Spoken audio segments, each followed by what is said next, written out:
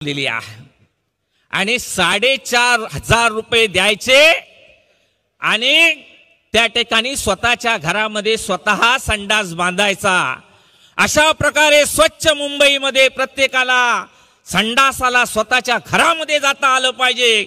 अशा प्रकारे एक योजना आणली, फसवी योजना। राजसाहेब सांगतील फसवा माणूस कोण आहे आणि फसवं काय आहे याचं एक साधारण उदाहरण मी एक कार्यकर्ता, मनसेचा एक सामान्य कार्यकर्ता म्हणून आपल्याला सांगतो आहे। चला माझ्या बरोबर एफ साऊथ महानगरपालिकेच्या विभागामध्ये त्या ठिकाणी परमिशन घेतलं, परवानगी घेतली, संडास पास झाला आणि संडास या जिजामाता नगर मध्ये पास केल्यानंतर बांधवांनो पंतप्रधान योजनेतून 4,500 एका संडासा मागे मिळणार अशा प्रकारचं पत्रक आहे। ज्या वेळेला इंजिनियर साहेबांकडे गेलो, इंजिनियर साहेबांनी सांगितलं तुमचा संडासाची स्कीम या ठिकाणी मंजूर झालेली आहे, आपण केव्हा काम करता आहात ते सांगा। परवा दिवशीच मी त्या ठिकाणी गेलो, माझं परमिशन हातात घेतलं, त्यांना लाईन आउट करण्यासाठी बोलवलं आणि ज्या वेळेला ते संडासाची लाईन चेंबर पासून बघायला गेले तर 6 मीटरची लांबी होती। बांधवांनो पंतप्रधानांची फुकटची ही संडासाची योजना पहा। त्या ड्रेनेजच्या 6 फुटाच्या लाईन पासून माझ्या घरापर्यंत 6 मीटर होते आणि एका मीटरला 6,000 रुपये महानगरपालिका त्या ठिकाणी आपल्याकडून खर्च घेते। सांगा फसवी योजना।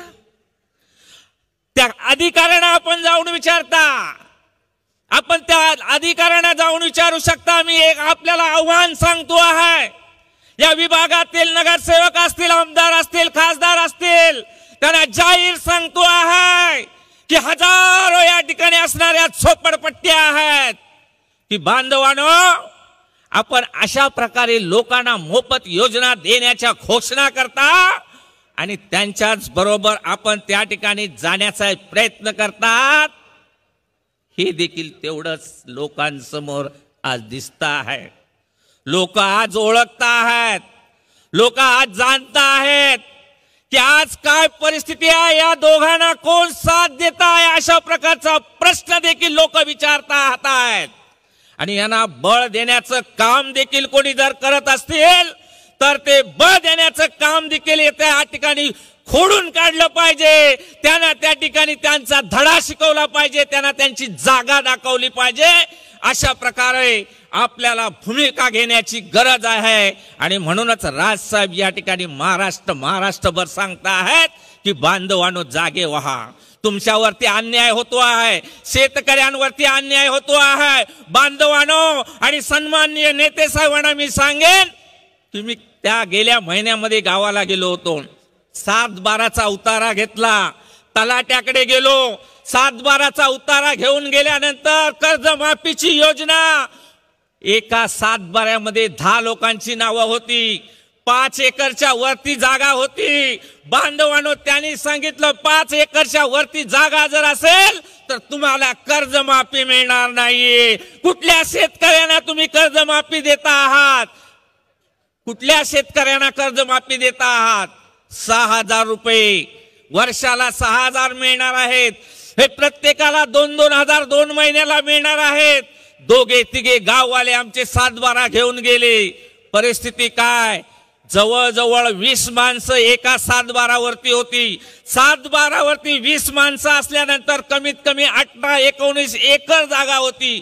18-19 एकर जागेला या ठिकाणी 6,000 रुपयाची तुम्हाला मदत मिळू शकत नाही, तुम्ही या योजनेत बसत नाही। अशा प्रकारे त्या ठिकाणी सांगितल्यानंतर अशाच प्रकारे पुन्हा त्या ठिकाणी खोटा प्रचार आणि खोटी योजना लोकांसमोर ठेवण्याचा, शेतकऱ्यांसमोर ठेवण्याचा अशा प्रकारे त्या ठिकाणी प्रयत्न केला गेला आहे। आणि म्हणूनच बांधवांनो खोटं साफ खोटं आणि जी राजसाहेब सांगतायत खोटं हे आम्ही स्वतः कार्यकर्त्यांनी देखील आमच्या गावामध्ये जाऊन पाहिलेला आहे।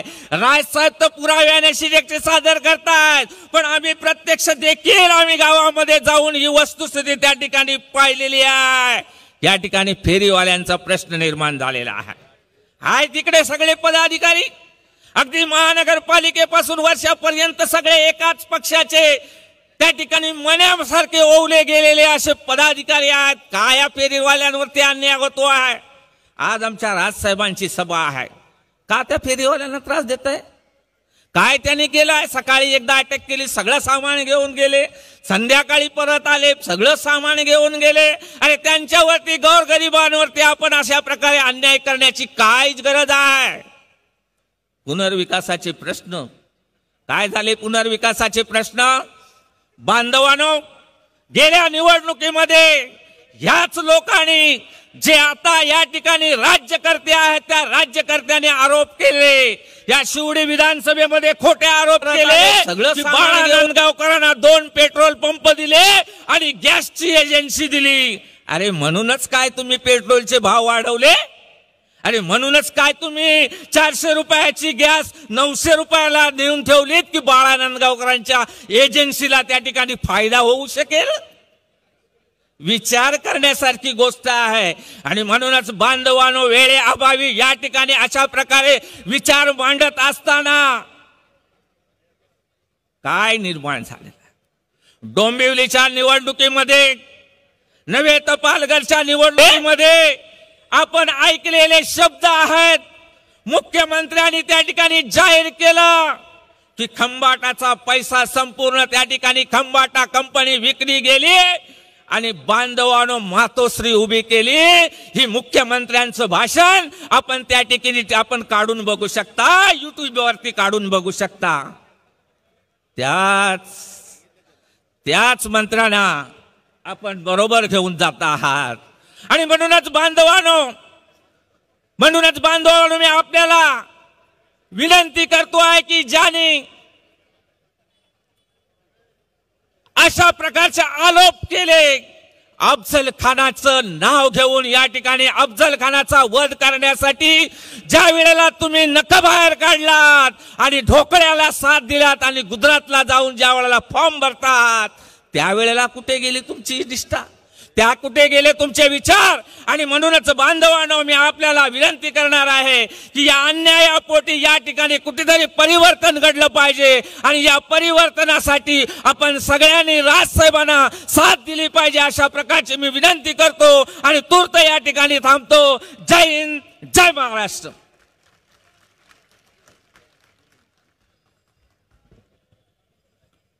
या ठिकाणी दक्षिण मुंबईमधले सर्व विभागाध्यक्ष सन्माननीय नंदू चिले, शेखर गव्हाणे, धनराज नाईक, केशव मुळे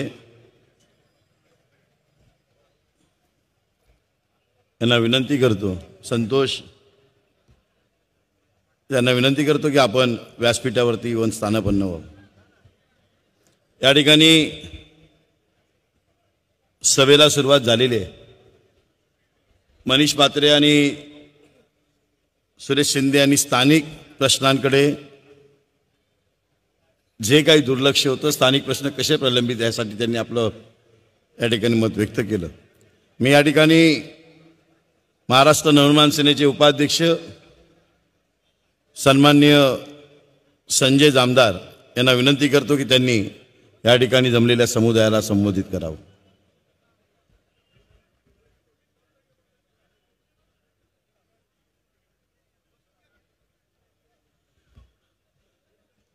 सन्माननीय उपाध्यक्ष अरविंद गावडे, मन्नानबाई लुकाडिया,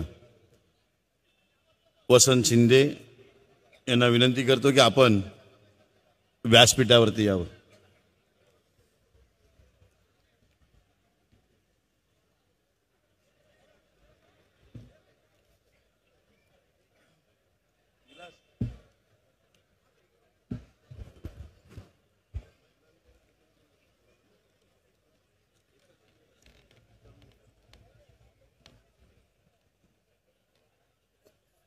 आता होऊ घातलेल्या 17व्या लोकसभेच्या अनुषंगानं महाराष्ट्र नवनिर्माण सेनेचे तुम्हा आम्हा सर्वांचं लाडकं नेतृत्व आदरणीय राजसाहेब यांच्या पक्षाच्या वतीनं माननीय राजसाहेबांच्या सभांचा संपूर्ण प्रवास या महाराष्ट्रामध्ये झंझावात करत असताना सर्वप्रथम मुंबईमध्ये आज या ठिकाणी माननीय राजसाहेबांची तोफ थोड्याच वेळामध्ये कडाडणार आहे।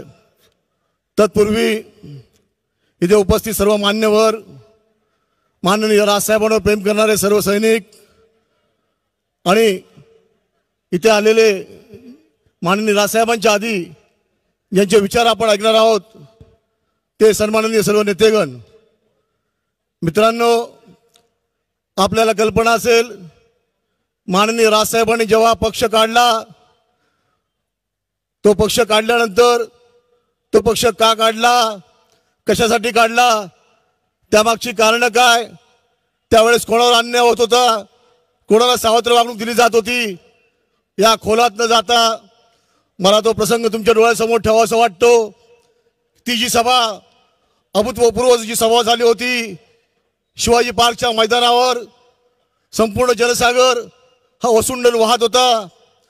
त्यावेळेस पक्षाची टिंगल करणारे बरेचसे नेतेगण, मध्ये दिल्लीचे भय्ये मंत्री असतील, या महाराष्ट्रातील दिग्गज नेतेमंडळी असतील, या सर्वांनी त्यावेळेस माननीय राजसाहेबांच्या तुमच्या आमच्या पक्षाची टिंगल केली होती।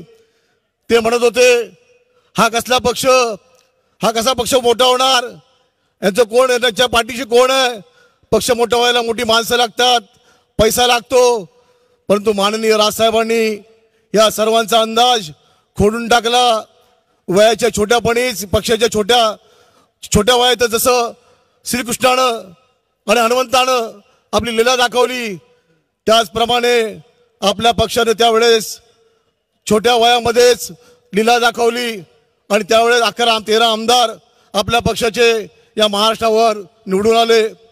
मित्रांनो, त्यानंतर संपूर्ण मराठी तरुण हा माननीय राजसाहेबांच्या पाठीशी एकवटला, कारण त्यांना माहिती होतं की आपला हा राजा, आपला हा नेता हा मराठी माणसासाठी, मराठी अस्मितेसाठी हा उतरलेला आहे।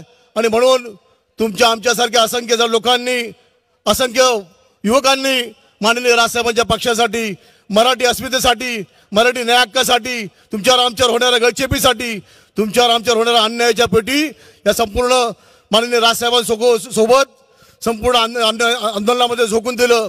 आणि पाहता पाहता हा पक्ष मोठा होत गेला आणि केवळ तुम लढो हम कपडा सांभाळताय अशा प्रकारे आपला नेता नव्हता।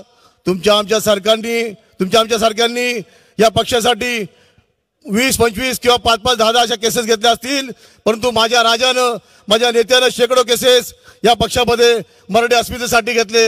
आणि हा पक्ष आज मोठा होत असताना एक वेगळी लाट आली आणि त्याच्या लाटेमध्ये सगळेच वाहत गेले। आज पुन्हा आपण जरी लोक म्हणत असतील की यांचा कुठलाही उमेदवार नाहीये, हे लोकसभेला सामोरे जात नाहीयेत, तरी पण अशा प्रकारचे प्रचार का घेतात? माननीय राजसाहेब ज्यांचे कपडे उतरवणार आहेत, ज्या मागच्या सभांमध्ये माननीय राजसाहेबांनी उतरवलेले आहेत, त्याच्याच प्रकारे वरच्या टॉप लेवलला बोलण्याचा आम्हाला अधिकार नाहीये, म्हणून आम्ही बोलणार नाहीये।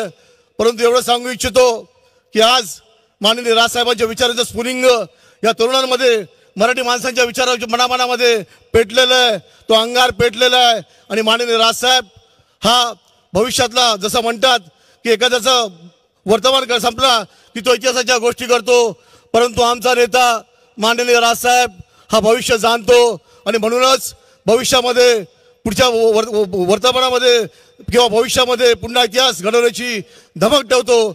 असे सन्माननीय राजसाहेब हे नक्कीच तुमच्या आमच्या मराठी माणसांना, या महाराष्ट्राला चांगले दिवस आल्याशिवाय राहणार नाही। मित्रांनो, आज आपल्याला माहिती असेल युतीची नाटकं, युतीची भांडणं आपण किती महिने, किती वर्ष पाहतोय। कुठलं इलेक्शन आलं की नवरा बायकोसारखं भांडायचं, आपल्या शेजाऱ्यांना वाटतं यांची भांडणं चाललीत, यांचा आज डिवोर्स होईल, उद्या डिवोर्स होईल, परंतु रात्र झाली की हे दोघे एकाच बिछाऱ्यावर 12 वाजता अशा प्रकारे यांची भांडणं आपण पाहिली असेल। मित्रांनो, निवडणुकीच्या आधी मोठमोठ्याने भांडतात, एकमेकावर आरोप प्रत्यारोप करतात, एकमेकांना जे कपडे फाडतात, परंतु निवडणूक आली की त्यानंतर मग युती करतात। अशा युतीचं सरकार आहे, यांना केवळ कुठली नीतिमत्ता नाहीये, यांच्यामध्ये कुठली नैतिकता नाहीये, यांना केवळ आर्थिक फक्त युती करण्यासाठी त्यांनी केलेली आहे। परंतु या शिवसेनेला माहिती नाहीये भाजपसारखा पक्ष हा त्यांना कुठेतरी मागे कोपऱ्यात टाकल्याशिवाय राहणार नाही. ज्यावेळेस स्वर्गीय मोरारजी देसाईंना ही मुंबई आपल्यापासून वेगळी करता आली नाही, त्यावेळेस तुमच्या आमच्या सारख्या हुतात्म्यांना 107 जणांचं हुतात्म्य द्यावं लागलं तरी देखील त्यांना शक्य झालं नाही. आणि यानंतर मग अशा प्रकारे मुंबईतल्या लोकांना हद्दपार कसं करायचं म्हणून या सरकारनं, आपल्याला माहिती असेल मग आमच्या आधीच्या वक्त्यानं उल्लेख केला की जागेचे भाव वाढवले गेले की जेणेकरून तुमच्या आमच्यासारखा माणूस त्या जागा घेऊ शकत नाही. 1000 स्क्वेअर फूट 2000 स्क्वेअर फूट ज्याची किंमत 2-2, 3-3, 2.5 कोटी आणि मग आपोआपच हा माणूस हद्दपार होणार, डोंबिवली कल्याण अशा ठिकाणी जाणार. आणि म्हणूनच मित्रांनो, मी जास्त वेळ न देता आमच्या नंतर देखील बरेच व्यक्त बोलणार आहेत, परंतु थोडीशी एक कल्याणच्या डोंबिवली याच्यामध्ये मला तिथल्या एका कार्यकर्त्याने एक चिठ्ठी दिली होती. तुमच्यामध्ये चार्ज आणण्यासाठी मी थोडंसं एक मजा म्हणून एक आयोजकांची नेतेमंडळींची मी परवानगी घेतोय आणि एक मजा म्हणून 3 मिनिटाची वेळ घेतोय. आयोजक संजयजी नाईक साहेब यांची देखील मी माफी मागतो. तो विषय असा आहे की या सन्माननीय पंतप्रधान या भारताचे नरेंद्र मोदी साहेब यांच्यावर संपूर्ण हिंदुस्थानमध्ये मोठमोठ्या पद्धतीनं टीका होते. आपला पक्ष तर त्यांच्या मागे लागलेला आहे. माननीय राजसाहेब त्यांचं सपाटून झोडपत आहेत. आणि अशा वेळेस मध्ये पंतप्रधानांना असं वाटलं की माझ्यावर जे आरोप होत आहेत संपूर्ण देशामध्ये संपूर्ण पक्ष जे माझ्या विरोधात एकवटलेले आहेत आणि मी कुठे चुकतोय अशा प्रकारचं ते तुम्हाला प्रत्युत्तर करतायत. तुम्ही असं थोडा वेळ समजा. एक मजा म्हणून मी स्वतःच नरेंद्र मोदी तुमच्यासमोर बोलतोय आणि तुम्हाला जाब विचारतोय, संपूर्ण या हिंदुस्थानाला जाब विचारतोय. पहली बात, मैंने आपको बुद्धू बनाया कि नहीं बनाया? तू बनाया बोले थे. पहली बात, मैंने आप सभी को बुद्धू बनाया कि नहीं बनाया? अब की बार डांस बार कई घरों को बर्बाद करके मैंने देवेंद्र से कह के बियर बार चालू करवाया कि नहीं करवाया? मैंने अबानी अंदानी के लिए किसानों की जमीन लूटी कि नहीं लूटी? मैंने रोजगार तो नहीं बढ़ाया लेकिन आरक्षण को धक्का नहीं लगाया. ये अच्छा काम किया कि नहीं किया? मैंने राफेल में पैसा खाया कि नहीं खाया? मैंने सत्ता के लिए जवानों को मरवाया कि नहीं मरवाया? मैंने नोटबंदी में गरीबों को मरवाया कि नहीं मरवाया? मेरे कारण आपके अकाउंट में 15-15 लाख आए कि नहीं आए? देश को बर्बाद करके मैंने कई देशों का दौरा किया कि नहीं किया? पहले सरकार से ज्यादा किसानों की आत्महत्या और बलात्कारों में बढ़ोतरी लाई कि नहीं लाई? शेवटचे 2 आहेत. पहले सरकार की महंगा में थोड़ा पीछे थी, मैंने उनका रिकॉर्ड तोड़ा कि नहीं तोड़ा? ये कौन नरेंद्र मोदी विचारता तुम्हाला. मैं भले ही लाखों का सूट पहनता हूं लेकिन भाइयों मैंने आपको भी तो टोपी पहनाया कि नहीं पहनाया? कश्मीर से 370 कलम हटाई कि नहीं हटवाई? मेरे शासनकाल में नीरव मोदी और माल्या को भगा की न भगाया? अशा प्रकारे माननीय राजसाहेब आल्यानंतर मोदीचे समाचार घेतीलच. कालच सन्माननीय नांदगावकर साहेबांनी सांगितलं होतं की तुम्ही वरच्या लेवलला बोलू नका, मोदी वगैरे टीका टिप्पणी करू नका, परंतु हे मोदी स्वतःच बोलले, त्यामुळे ते नक्कीच मला माफ करतील. आणि मी आयोजकांचे आभार मानून इथे रजा घेतो. जय हिंद, जय महाराष्ट्र.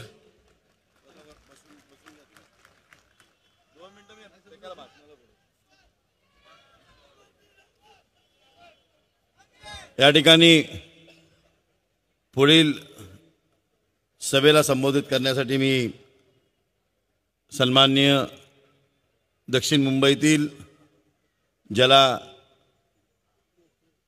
भाषणाची आम्ही तोप बोलतो, ज्याच्या शब्दाने कार्यकर्ता पेटून उठतो, असे आमचे सन्माननीय विनायक बंटी मशिलकर यांना मी विनंती करतो की त्यांनी या ठिकाणी सभेला संबोधित करावं.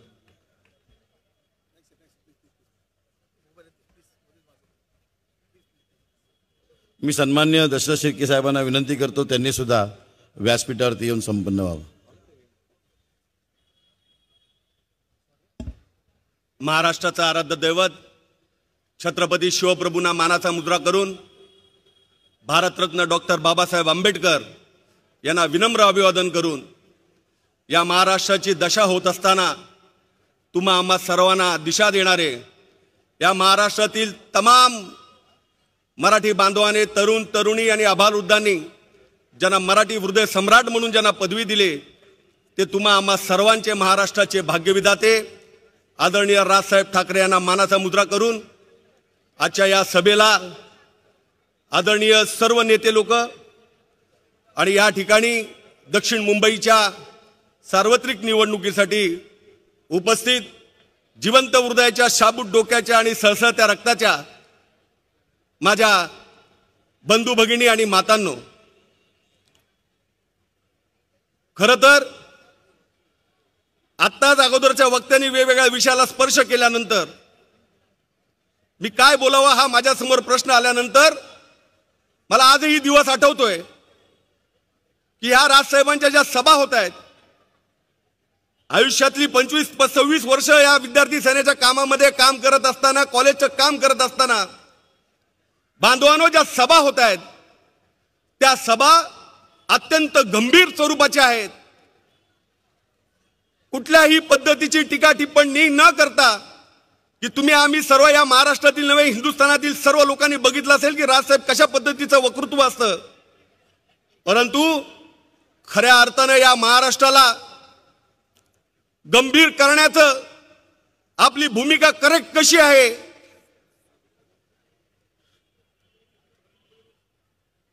ते दाखवण्याचं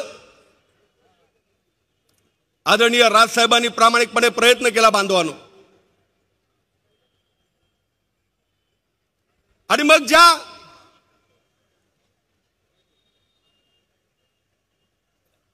या गोष्टीसाठी हा सर्व उहापोह चाललेला आहे, ज्या राजसाहेबांनी आपल्या रक्ताचं आणि भक्ताचं नातं तोडलं, मंजिल उन्हीं को मिलती है जिनके सपनों में जान होती है, मंजिल उन्हीं को मिलती है जिनके सपनों में जान होती है, यूं ही पंखों से कुछ नहीं होता, हौसलों से उड़ान होती है, हौसलों से उड़ान होती है. आणि बांधवांनो, या महाराष्ट्राला गतिमान करण्यासाठी, या महाराष्ट्राला सुजलाम सुफलाम करण्यासाठी मराठी नाना, मराठी बाणा, मराठी अस्मिता काय असते या महाराष्ट्रात नव्हे तर हिंदुस्थानाला दाखवून देणारे आदरणीय राजसाहेब ठाकरेंसारखा नेता आज या ठिकाणी अशा पद्धतीच्या भाषण या महाराष्ट्रात होत असताना सगळ्यांना धडकी भरते. मला कल्पना आहे की येणारा काळ हा राजसाहेबांचाच असणार आहे. येणारा दिवस हा महाराष्ट्र नवनिर्माण सेनेचाच असणार आहे, ज्यांनी नवनिर्माणाचं स्वप्न उराशी बाळगलंय. बांधवांनो, म्हणून आज आपण या साऱ्या या ठिकाणी आपण इथे जमा झालेलो आहोत, एकत्रित आलेलो आहोत. आणि म्हणून आपली एक जबाबदारी होते, आपली देखील एक जबाबदारी असायला पाहिजे की येणाऱ्या निवडणुकीमध्ये माझं मतदान कुणाला द्यायला पाहिजे.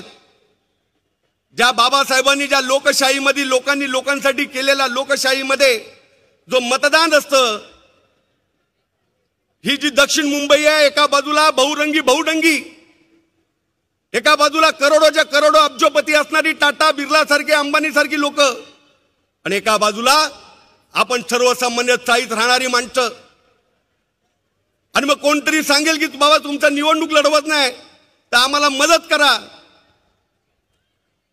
की तुम्ही कशाबद्दल तुम्ही दुसऱ्यांना मतदान करणार आहात. मला त्यांना सांगायचं आहे, हरामखोरांनो, ज्या वेळेला तुम्ही आमचे 6 नगरसेवक पळवले, आमचा एक आमदार पळवला, तेव्हा तुम्हाला लाज नाही वाटली की या महाराष्ट्र नवनिर्माण सेनेचं मत मागताना तुम्हाला लाज कशी वाटत नाहीये. म्हणून बांधवांनो, येणाऱ्या या निवडणुकीमध्ये ह्याचा वचपा काढायचा आहे, ह्याचा बजा घ्यायचा आहे की कशा पद्धतीनं आपल्याला महाराष्ट्र नवनिर्माण सेनेचं नाव कसं कमी करता येईल. अशा पद्धतीचं राजकारण करणाऱ्या माणसाला कधीच आपल्या घरासमोर उभं करू नका. बीडीचाईचा प्रश्न इकडचे उमेदवार आहेत, मला त्यांना एकच प्रश्न विचारायचा आहे, हा पावती फाडू उमेदवार त्या MTNL सारख्या ठिकाणी अध्यक्ष पदाचा राजीनामा देऊन पळाला, 1,000 5,000ची पावती घेणारा, ज्या बीडीचाईमध्ये मी राहतो त्या बीडीचाईचं पुनर्वसन व्हावं म्हणून त्या पुनर्वसनाच्या वेळेला ज्यावेळेला प्रचारात आला, बांधवांनो सांगायला अभिमान वाटतो की माझ्या बीडीचाईतील संतोष धुरे मला माहिती असतील, त्यांनी आम्ही आंदोलन केलं होतं. बीडीचाईमध्ये सांगितलं, पहिला आमचं रिडेव्हलपमेंट, आमची अग्रीमेंट दिली तर तुम्हाला प्रचाराला उभा करू, नाहीतर इथून तुम्ही चालते व्हा. बांधवांनो, असा खासदार तुम्हाला निवडून द्यायचा का, हा मला तुम्हाला सवाल आहे.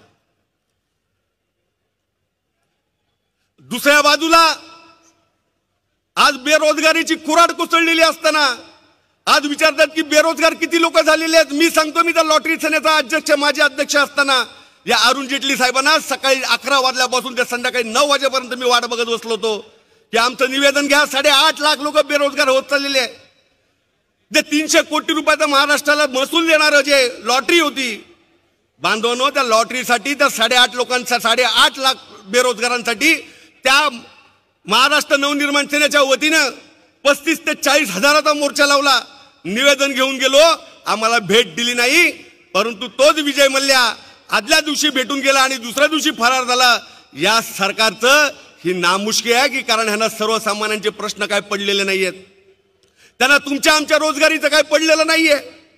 आणि म्हणून बांधवांनो, माझी तुम्हाला कळकळीची विनंती आहे की आपण सगळ्यांनी एकत्र येऊन या लोकसभेच्या निवडणुकीमध्ये चमत्कार दाखवायचा आहे. तो चमत्कार असा असणार आहे की ज्या वेळेला रिझल्ट येईल त्यावेळेला या सर्व लोकांचे डोळे पांढरे झाले पाहिजेत. अशा पद्धतीचं मतदान करून या लोकसभेमध्ये आपण इतिहास घडवणार आहोत. एक नवीन पर्वाला सुरुवात करत आहोत, एक राज पर्वाला सुरुवात करत आहेत. आज अनेक लोक आपल्यावर आज दगड घेऊन उभे आहेत. मांझी तेरे कष्टी के तलबदार बहुत है, मांझी तेरी कष्टी के तलबदार बहुत है, कुछ इस पार तो उस पार बहुत है. जिस दुनिया में डाली है तुमने शीशे की दुकान, वहां पत्थरों के खरीदार बहुत है, पत्थरों के खरीदार बहुत है. आज राजसाहेबांनी आज जबरदस्त असं या महाराष्ट्र नवनिर्माण सेनेचं काचेचं घर बनवलंय. परंतु त्यांना देखील दगड मारण्यासाठी बांधवणं हे सगळे विरोधक एकत्र झालेले आहेत. परंतु मला खात्री आहे की आपण सगळे एकत्र आलो, आपली जी वज्रमुठ्ठर आपण एकत्र ठेवली तर येणारा काळ पुन्हा एकदा राजसाहेबांचाच असणार आहे. त्या राज ठाकरे नावाच्या 5 अक्षरातली काय ताकद असते ती येणाऱ्या निवडणुकीमध्ये आपण दाखवूया. आणि मी जास्त वेळ न बोलता पुन्हा एकदा सर्वांचे आभार मानतो, विशेष करून सर्व नेत्यांचे आणि आदरणीय नांदगावकर साहेबांचे आभार मानून मी इथेच थांबतो. जय हिंद, जय महाराष्ट्र.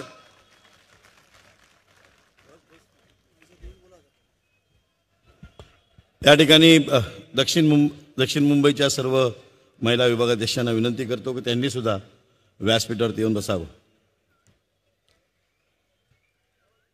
यानंतर या सभेला संबोधित करण्यासाठी मी पक्षाच्या सरचिटणीस रीटाताई गुप्ता यांना विनंती करतो की आपण या सभेला संबोधित करावं. आणि या ठिकाणी सन्मान्य नेते मंडळी यांना सुद्धा विनंती करतो की आपण ह्या ठिकाणी व्यासपीठावरती यावं. सन्मान्य नितीनजी सरदेसाई, श्रीजी सावंत, जयप्रकाश भाविस्कर, अविनाशी अभ्यंकर, स्नेहलताई,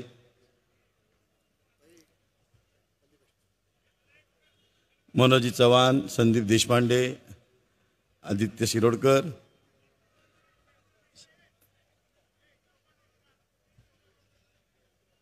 शालिनताई ठाकरे, अभिजितजी पानसरे यांनी सुद्धा व्यासपीठावरती यावं.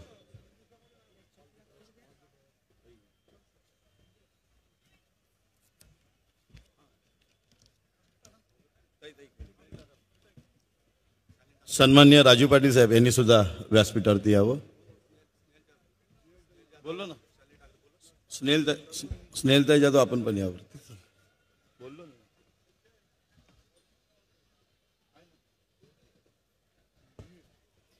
नमस्कार. सन्माननीय व्यासपीठ आणि जमलेले माझे माता भगिनीनो, आज पुन्हा एकदा मी शिवडीत तुमच्या समोर काही गोष्टी बोलणार आहे, कारण हे माझं माहेर घर आहे. तुम्हाला सगळ्यांना माहिती आहे माझा जन्म इथे झाला आहे, मी लहानाची मोठी इकडे झाली आहे आणि इकडची परिस्थिती ही आजही तशीच आहे. मी इथे आज जे बोलणार आहे हे मी खरं सगळ्या तुमच्या मनातलं मला बोलायचं आहे, कारण मी तुमच्यासारखी एक गृहिणी आहे, तुमच्यासारखी एक महिला आहे, एक आई आहे, एक बहीण आहे. मी तुमच्या जागी बसून जे मी मनात विचार करते हे मला तुमच्या समोर ठेवायचं आहे. थोडंसं 5 वर्ष मागे तुम्ही जा आणि त्यावेळेच्या काही गोष्टी तुम्ही डोळ्यासमोर आणा. विचार करा, जे सत्ता ज्या लोकांची होती तेव्हा त्यावेळी आपल्याला असं वाटलं की आपल्यावर खूप अत्याचार होत आहे, आपल्या कुठलंही कामं होत नाही आहे, काहीच या देशाचं होत नाही आहे, आपल्याला आता काहीतरी बदल घडवायचा आहे. आणि ते बदल घडवण्यासाठी आपण सगळे एकत्र आलो. आपल्याला असं वाटलं जे आता आपले पंतप्रधान आहे त्यांनी गुजरात चांगलं केलं तर नक्कीच देश चांगलं करणार. 5 वर्ष लिटरली त्याच्या अगोदर त्यांनी इतके प्रचार केला, ॲडव्हर्टिजमेंट केलं, करोडो हजारो रुपये खर्च केलं फक्त स्वतःचं नाव आणि स्वतःचं पक्षाचं नाव करण्यासाठी. तेच पैसे जर त्यांनी त्या शेतकऱ्यांसाठी वापरलं असतं, त्या गावांसाठी वापरलं असतं जिथे आज पाणीचं टंचाई आहे, जिथे आज महिला आजही 15-15 किलोमीटर चालत जातात आहे, ते न करता स्वतःचा प्रचार करण्यासाठी आणि स्वतः जिंकून येण्यासाठी त्यांनी ते सगळं खर्च केलं. ठीक आहे, तेही मान्य. आले एक सत्ता त्यांची, आम्हालाही बरं वाटलं की आता हे गव्हर्नमेंट आले, हे काहीतरी आपल्यासाठी करेल. कारण ते नेहमी सांगत होते अच्छे दिन येणार. तुम्हाला असं वाटतंय कुठेतरी अच्छे दिन आले आहेत? कारण अच्छे दिन त्यांनी फक्त सांगितले, आणलं कधीच नाही. महागाई त्या काळी पण होतं, आताही होतं. त्या काळी ज्यावेळी महागाई होते त्यांच्या सगळ्या महिला, त्यांच्या पदाधिकारी सगळे रस्त्यावर उतरले. भाज्या काय गळ्यात घातले, गॅसचे फोटो काय गळ्यात घातले आणि रस्त्यावर ओढत होते की ह्या गव्हर्नमेंटकडनं सगळी महागाई झाली आहे. मग मला आता त्या स्मृती इराणीला सांगायचंय, आता का भैरी झाली आहेस, आंधळी झाली आहेस, आताचा महागाई तुला दिसत नाही का? तेव्हा गॅस 400 रुपयाला होतं, आता 800 रुपये. 800 जास्त आहे की 400 जास्त आहे? त्यावेळी बलात्कार, त्यावेळी अत्याचार महिलांवर, त्यासाठी पण ते रस्त्यावर उतरले होते. तर मला जर विचाराल, ह्यांच्या 5 वर्षात जितकं अत्याचार, जितके बलात्कार आणि जितके गैरकानूनी कामं झाली आहे ते बीजेपी सरकारमध्ये झालेली आहे. जे त्यांनी सांगितलं ते त्यांनी केलं नाही. मंत्रीपदावर कोणाला बसवलं? स्मृती इराणीला, जिनी पहिल्या वेळी आपलं जे दिलं दाखला, तिने लिहिलं की ती BA आहे. दुसऱ्यांदा दिलं तिने दुसऱ्या लोकसभेला, त्यावेळी ती बोलली मी BCom आहे. तिसऱ्या लोकसभेच्या वेळी ती बोलली नाही, BCom पार्ट A केलंय. आत्ताच्या मितीला जे तिने दिलंय ते 12वीचा दाखला दिलाय. का ह्यांच्यावर काय कायदा करू शकत नाही आपण? ह्यांच्यावर आपण काय बोलू शकत नाही? कारण गव्हर्नमेंट त्यांची आहे, सत्ता त्यांची आहे. ओरडत असतात की अच्छे दिन आएंगे, अच्छे दिन कधीच येणार नाही. मी खरंच तुम्हाला हात जोडून विनंती करते, मी खरंच जे तुमच्या मनात आहे तेच तुम्हाला सांगण्यासाठी आले. हे सगळं खोटं बोलतात आहे.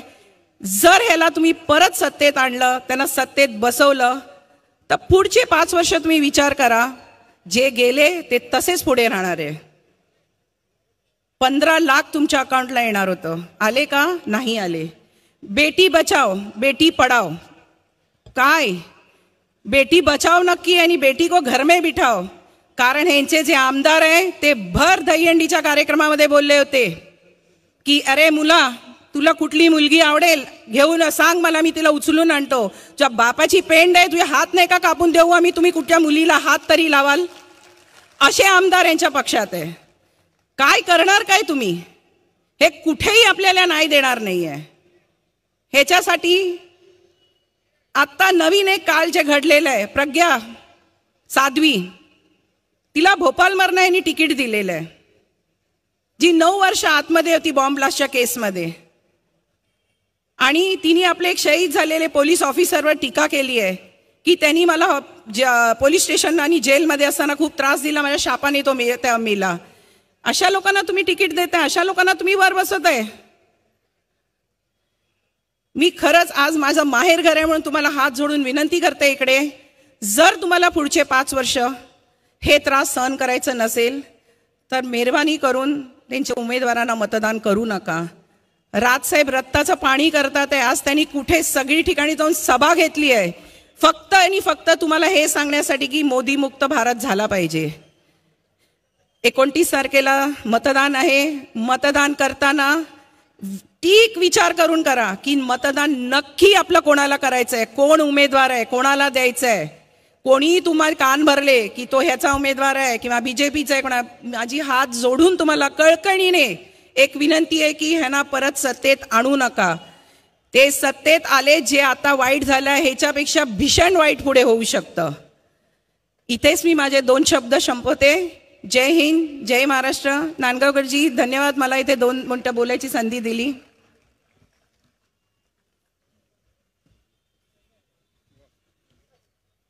माननीय राजसाहेब थोड्या वेळामध्येच या सभेला संबोधित करण्यासाठी त्यांचं आगमन होईल. मी या जाहीर सभेला संबोधित करण्याची सन्माननीय अभिजित पानसे साहेबांना विनंती करतो. धन्यवाद.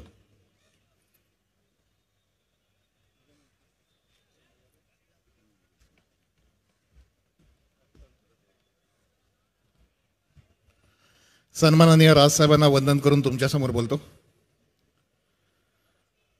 राजसाहेब थोड्याच वेळात आपल्याला संबोधित करायला येणार आहेत. तेवढा उत्साह आपण पण दाखवणं आवश्यक आहे. महाराष्ट्र नवनिर्माण सेनेचा आता सभा सुरू झाल्यासारखं वाटलं.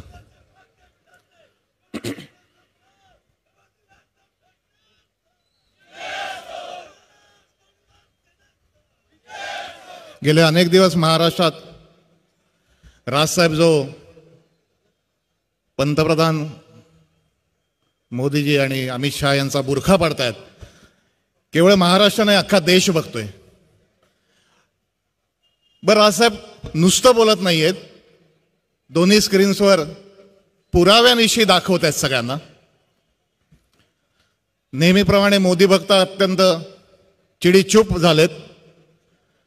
तिथे दिल्लीला कळत नाही की नेमकं काय करायचं. महाराष्ट्रात तर सोडून द्या, इथे खाली आग लागलेली आहे. वाटेल ते स्टेटमेंट्स करत फिरतायत लोक. पुण्याच्या सभेमध्ये मी एक मागे गौप्यस्फोट केलेला की अशी मीटिंग झाली की राजसाहेबांची या सभा आहेत, यांना अडकाठी कशी करता येईल, त्यांच्यावर काही गुन्हे दाखल करता येतील का की जेणेकरून या सभा पुन्हा मुंबईत किंवा महाराष्ट्रात होणार नाहीत. तेव्हाही मी सांगितलेलं, आजही पुन्हा सांगतो, इथे मला असं वाटतं की मैदान बुक केल्यानंतर एक रडीचा डाव खेळला गेला की सगळी मैदानं आम्हीच बुक करून ठेवली आहे. एकच सगळ्या पक्षांना आणि मुख्यमंत्र्यांसकट सगळ्यांना इशारा देतो, जर राजसाहेबांची सभा या महाराष्ट्रात थांबवण्याचा प्रयत्न जरी केला तर हा महाराष्ट्र पेटून उठेल. तुम्हाला एकच इशारा देतो, इथला मनसैनिक असो महाराष्ट्र सैनिक गप्प बसणार नाही. उगाच फालतू रडीचा डाव खेळू नका.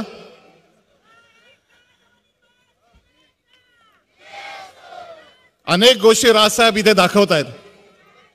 केलं काय, काही केलं नाहीये, बोलायला तयार नाही, भलते सध्या मुद्दे काढतायत. साधी गोष्ट आहे की राजसाहेब जेवढे प्रश्न विचारतायत त्या प्रश्नांची उत्तरं केवळ द्या, पण कोणी द्यायला तयारच नाही, कारण त्या प्रश्नांना उत्तरं नाहीत. कालपासून बातमी आलेली आहे, आपले संदीप देशपांडे साहेब आणि संतोष धुरी यांनी जो हरिसालला राजसाहेबांच्या आदेशाने जाऊन सगळा व्हिडिओ काढला. व्हिडिओ काढल्यानंतर अनेक तुमच्यासारख्या माध्यमांनी त्याची दखल घेतली, त्याबद्दल धन्यवाद म्हणायलाच पाहिजे. कारण हल्ली कुठल्या बातम्या द्यायच्या आणि कुठल्या नाही द्यायच्या याच्यावरनं वरतून तुम्हाला किती दबाव याची कल्पना आहे. हरिसालचा तो मुलगा आला स्टेजवरती, सगळ्यांना हरिसालची खरी परिस्थिती कळली. आणि गमतीचा भाग असा आहे की काल परवा महाराष्ट्र टाइम्समध्ये आजच बातमी आली आहे की तिकडे एक युनिट पाठवलं गेलं आणि एका मुलाने फेसबुक लाईव्ह केलं. तिकडचा सरपंच सुद्धा सापडला नाही, उपसरपंचांनी केलं की इथे मी फेसबुक लाईव्ह करतोय, बघा बघा इथे इंटरनेट कसं चालू आहे, बघा बघा हरिसाल कसं डिजिटल आहे. याच्याविषयीचा पुन्हा एकदा दुसरा गौप्यस्फोट मी माननीय मुख्यमंत्र्यांविषयी करतो. गेल्या 7-8 सभांमधून महाराष्ट्राची परिस्थिती व्हिडिओद्वारे पुराव्यानिशी राजसाहेब दाखवत आहेत. आणि दुर्दैवाने जी मुलं मुलाखती देत आहेत आणि खरी मुलाखती देतात त्यांना काही खोटं कोणी काही शिकवलं नाही.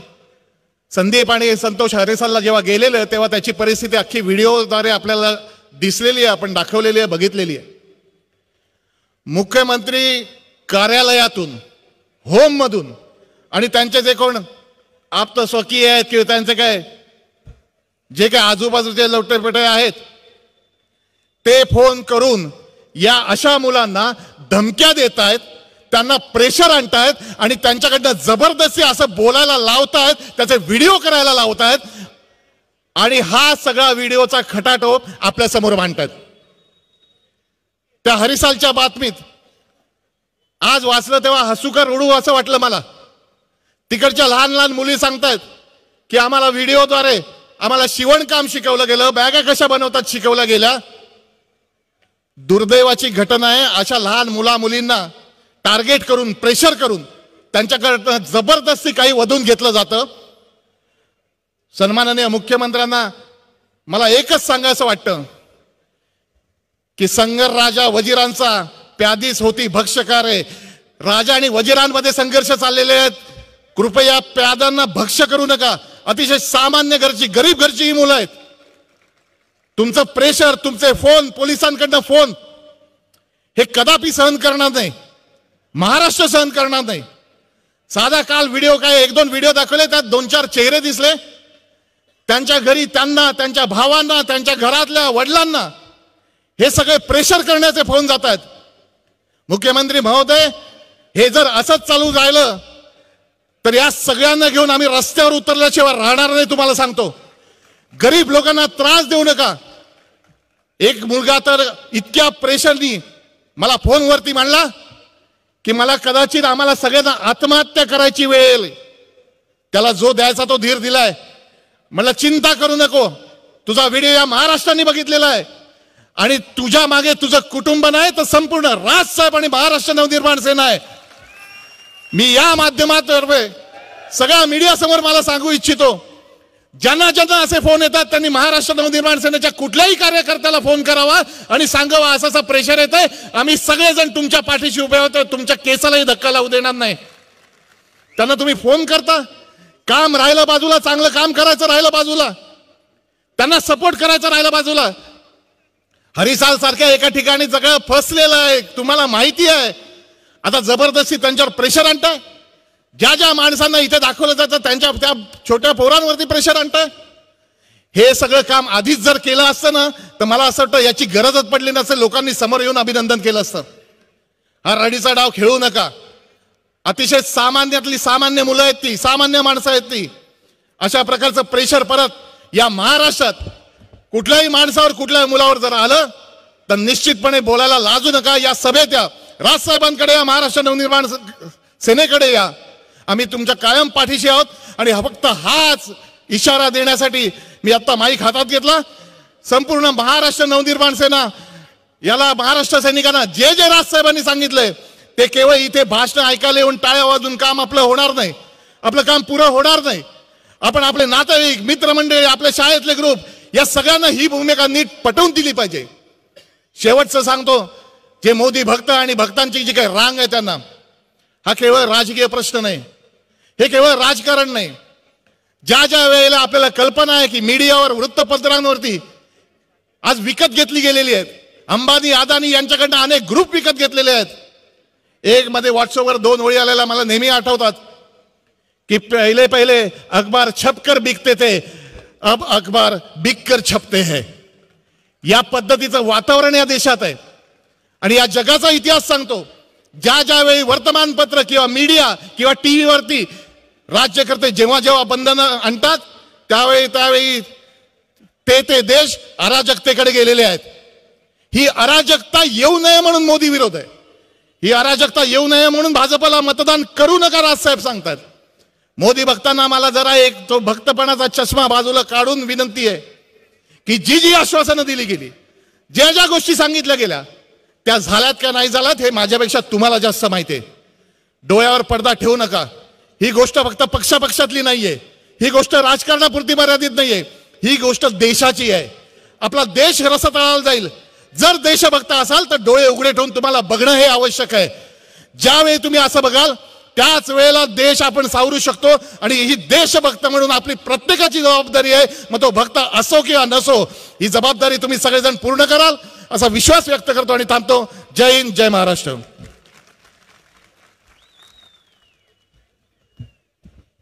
या ठिकाणी अनेक समाजाची माणसं सुद्धा या ठिकाणी सभेला संबोधित करायला उपस्थित आहेत. परंतु या विभागातील सामाजिक कार्यकर्ते आणि जैन समाजाचे व्यापारी सेनेचे अध्यक्ष सन्माननीय महेंद्र जैन यांना मी विनंती करतो की त्यांनी या सभेला संबोधित करावं. धन्यवाद संजयभाई. जमलेला माझ्या बहिणीनो, भावानो, मातानो, थँक्यू. मला वाटतं की मी थोडंसं हिंदी आणि मराठी मिक्स बोलेल, कारण की खूपशी वस्तू अशी आहे जे मला बोलायची आहे 4-5 मिनिटात. नांदगावकर साहेबांनी मला आज संधी दिली त्याच्याबद्दल मी त्यांचे फार आभारी आहे. बीजेपीच्या आमच्या समाजात खूप बोलबाला आहे. जैन समाज नेहमी सांगतो की मोदी जी की तारीफ करते हैं, मोदी जी को ही वोट देना है. यावेळी साहेबांनी जे क्लिप दाखवली होती त्याच्यात मोदी साहेबांनी सांगितलं होतं की हे जे कत्तलखाने चालतात त्याच्यात काही माझे मित्र सुद्धा जैन आहे. मित्रांनो, एकदम खोटारडा माणूस आहे. कुठलाही जैन धर्म मानणारा, कुठलाही साधू संतांना मानणारा माणूस कत्तलखाना चालू शकत नाही. हा अवसरवादी माणूस आहे. हे जैन समाजला डोळे उघडून बघायला पाहिजे, समझायला पाहिजे कि जब जब मौका मिलेगा हमारे साथ बैठेंगे और जब मौका मिलेगा तो कत्लखानों के साथ बैठेंगे. आप क्यों लड़ रहे हैं? त्यांना समजायला पाहिजे. तुम्ही एक लहान व्हिडिओ बघून महाराष्ट्र नवनिर्माण सेनाच्या विषयी तुम्ही जे गलतफहमी पैदा करता ते मी क्लिअर करायला तुम्हाला सांगतोय की असं काही नाही. राजसाहेबाच्या घरी मी साधू संताला मी स्वतः घेऊन जातो. नांदगावकर साहेब, राजसाहेबांच्या वहिनी साहेब त्यांनी त्यांचे पगल्या करतात. मावडीत सांगतात आम्ही पगल्या म्हणजे त्यांचे पादुके त्यांनी आतमध्ये सन्मानाने घेतले, त्यांना जेऊ खाऊ घातलेला आहे. ते राजसाहेब आहे. महाराष्ट्राचे जे नेता आहे ते साधू संतांची गरिमा कशी ठेवायची त्यांना बरोबर माहीत आहे. म्हणून मी जैन लोकांना विनंती करतो की एकदा परत ते व्हिडिओ पहा ज्याच्यात नरेंद्र मोदी बोलतात कि जैन जो कत्लखाने हैं उसका समर्थन मेरे मित्र भी करते हैं और वो जैन है. एक नंबरच्या खोटाडी गोष्ट आहे. खोटाडा माणूस आहे. मी इकॉनॉमिस्ट आहे, मी आर्थिक व्यवसायामध्ये आहे. मी तुमची त्यांची जे प्रॉमिसेस आहे मी आता स्टडी केली की पॉवर ते सांगतात की इलेक्ट्रिसिटी हम घर घर पहुंचाएंगे. खरं काय झालंय 5 वर्षात तुम्हाला मी सांगतो. 2014ला पॉवरचा जे प्रोडक्शन होता, जे उत्पादन होता तो 8% 8% होता आणि 2019ला पॉवरचा प्रोडक्शन 4% आहे. तुम्ही डेटा बघू शकता कुठेही. तर घर घर में अगर इलेक्ट्रिसिटी पहुंची है तो पावर का प्रोडक्शन आधे कैसे हो गया? तुमने इलेक्ट्रिसिटी नहीं पहुंचाए, तुमने खाली वायर पहुंचाए, तुमने खाली बकवास किया, तुमने खाली वायदे किए. आप कोई भी इकोनॉमिस्ट को सामने लेके बैठ जाओ, मैं जवाब देने को तैयार हूं कि 8%, जबकि कोलसे का प्रोडक्शन बड़ा है. कोल प्रोडक्शन बढ़ने के बावजूद अगर इलेक्ट्रिसिटी का प्रोडक्शन आधा हुआ है तो इसका मतलब है कि आपकी सरकार असमर्थ है बिजली घर घर पहुंचाने में. आपको यह समझना पड़ेगा लोगों को कि ये खोखले वादे हैं. आपने आरबीआई गवर्नर को घर पे बैठा दिया. उसका रीजन क्या था? उर्जित पटेल एक गुजराती माणूस असताना सुद्धा त्यांनी त्यांचा विरोध केला. तर मी इकडचे रहिवाशांना विनंती करतो कि उर्जित पटेलला सपोर्ट द्या. तो एक ईमानदार माणूस आहे, तो एक सच्चा देशभक्त आहे. आरबीआई को हम आपके हाथों बिकने नहीं देंगे. आरबीआई आज तक सुरक्षित है और सुरक्षित रहनी चाहिए और इसके लिए इस मोदी सरकार को जाना होगा. इस जैन समाज से विनती करता हूं कि अगर आप महावीर के सच्चे भक्त हैं तो देशद्रोहियों का साथ देना बंद करें और अपनी आंखें खोले. वो 4 आपके यहाँ पर चीफ मिनिस्टर आपके गुरु महाराज से मिलने आते हैं, इसका मतलब ये नहीं कि उन्होंने हमें बिकट ले लिया है. यहाँ एक साधु से ये जैन समाज नहीं बना है, लाखों ऋषि मुनियों से ये जैन समाज बना है. मैं विनती करता हूँ आप इकोनॉमिक्स के डेटा देखें गूगल में और आप निर्धारण करें कि ये गवर्नमेंट ने जो बोला है वो क्या है. आरबीआई की घटना आप अगर डीप में जाएंगे तो आप डर के भाग जाएंगे. इतना बड़ा अंदर से उन्होंने डिविडेंड निकालने का प्लानिंग किया है. डिविडेंड आरबीआई उस समय रखती है जब बैंक डिफॉल्ट हो जाती है. ऐसे ही अनेक उनके जो आदमी अपने माता पिता समान, अडवाणी साहेब उनका आदर नहीं कर सकता, वो देश का आदर क्या करेगा. 4 दिन पहले एक रिसर्च आई है अमेरिका में और उन्होंने कंपेयर किया है नरेंद्र मोदी को डोनाल्ड ट्रंप के साथ. डोनाल्ड ट्रंप के ऊपर 27 साइंटिस्ट और डॉक्टरों ने रिसर्च की है. उन्होंने कहा है कि हा माणूस वेडा आहे, याची इन्क्वायरी झाली पाहिजे. मी नाही सांगत, न्यूयॉर्कच्या न्यूजपेपर सांगतो. मग ते तुम्ही बघा की नरेंद्र मोदीला कंपेअर केला डोनाल्ड ट्रम्प सोबत, आणि जर डोनाल्ड ट्रम्प विचित्र वेडा माणूस आहे, त्याला सायकेट्रिकची जरूरत आहे, मग नरेंद्र मोदीला काय जरूरत आहे ते तुम्ही ठरवा. म्हणून मी सर्वांना विनंती करतो की या दोन लोक, मी आता गुजरातने आलोय काल, मी 1800 किलोमीटर गाडी चालवून गुजरातने काल आलोय. साहेब 2000 रुपये टोल लागतात मुंबईने गुजरात जायला आणि यायला. याने काय विकास नाही केला, तिकडचे पैसे लुटून लोकांच्या, तुम्ही म्हणजे स्वतःचे डेव्हलपमेंट गडकरी साहेब सांगतात की आम्ही रोड बनवले, नंतर पुढचे 5 वर्ष तुमच्याकडून फक्त आणि फक्त टोल वसूल करणार. हे मी तुम्हाला आज सांगतोय, तुम्ही रेकॉर्ड करून ठेवा. 5 वर्षात पुढे एकही रोड बनणार नाही, फक्त टोल वसुलीचा काम होणार. म्हणून मी सर्वांना विनंती करतोय की राजसाहेब ठाकरे एक आणि एक असलं नेता आहे ज्यांनी त्यांची आतमधली नियत ओळखली आहे, आणि त्याची नियत ओळखल्यामुळे बरोबर बोलतात ते. गुजरात ते कसाला ट्रेन पाहिजे तुम्हाला, कसाला तुम्हाला सुपरफास्ट ट्रेन तिकडे पाहिजे. गुजरातला रोज इकडून 25 ट्रेन जातात. त्यांची नियत ओळखली आहे साहेबांनी. हा मुंबई महाराष्ट्राची राजधानी आहे, इकडे मारवाडी आणि गुजराती लोक जन्मलेले आहे, इकडे पैसे कमवले, इकडे आम्ही मोठे झालो, इकडच्या शाळेत आम्ही शिकलो आहे. आम्ही हे मुंबई मरून सुद्धा, मोदी साहब आपका सपना हम पूरा होने नहीं देंगे. ये मेरा जैन समाज से आह्वान है, और ये जैन समाज को जब आपकी असलियत पता चलेगी, 1 सेकेंड भी आपके पास में कोई व्यक्ति नहीं मिलेगा. और देवेंद्र फडणवीस साहब, ये गुरु महाराजों के चक्कर लगाना बंद करो.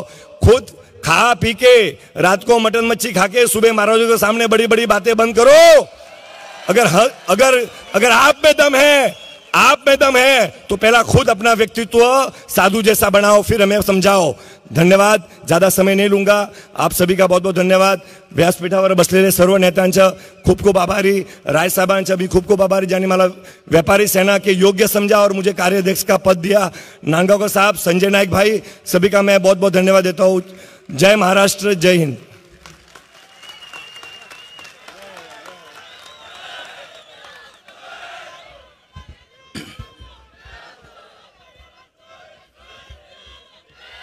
माननीय राजसाहेब, काही क्षणामध्ये या शहीद भगतसिंग मैदानामध्ये आगमन होईल.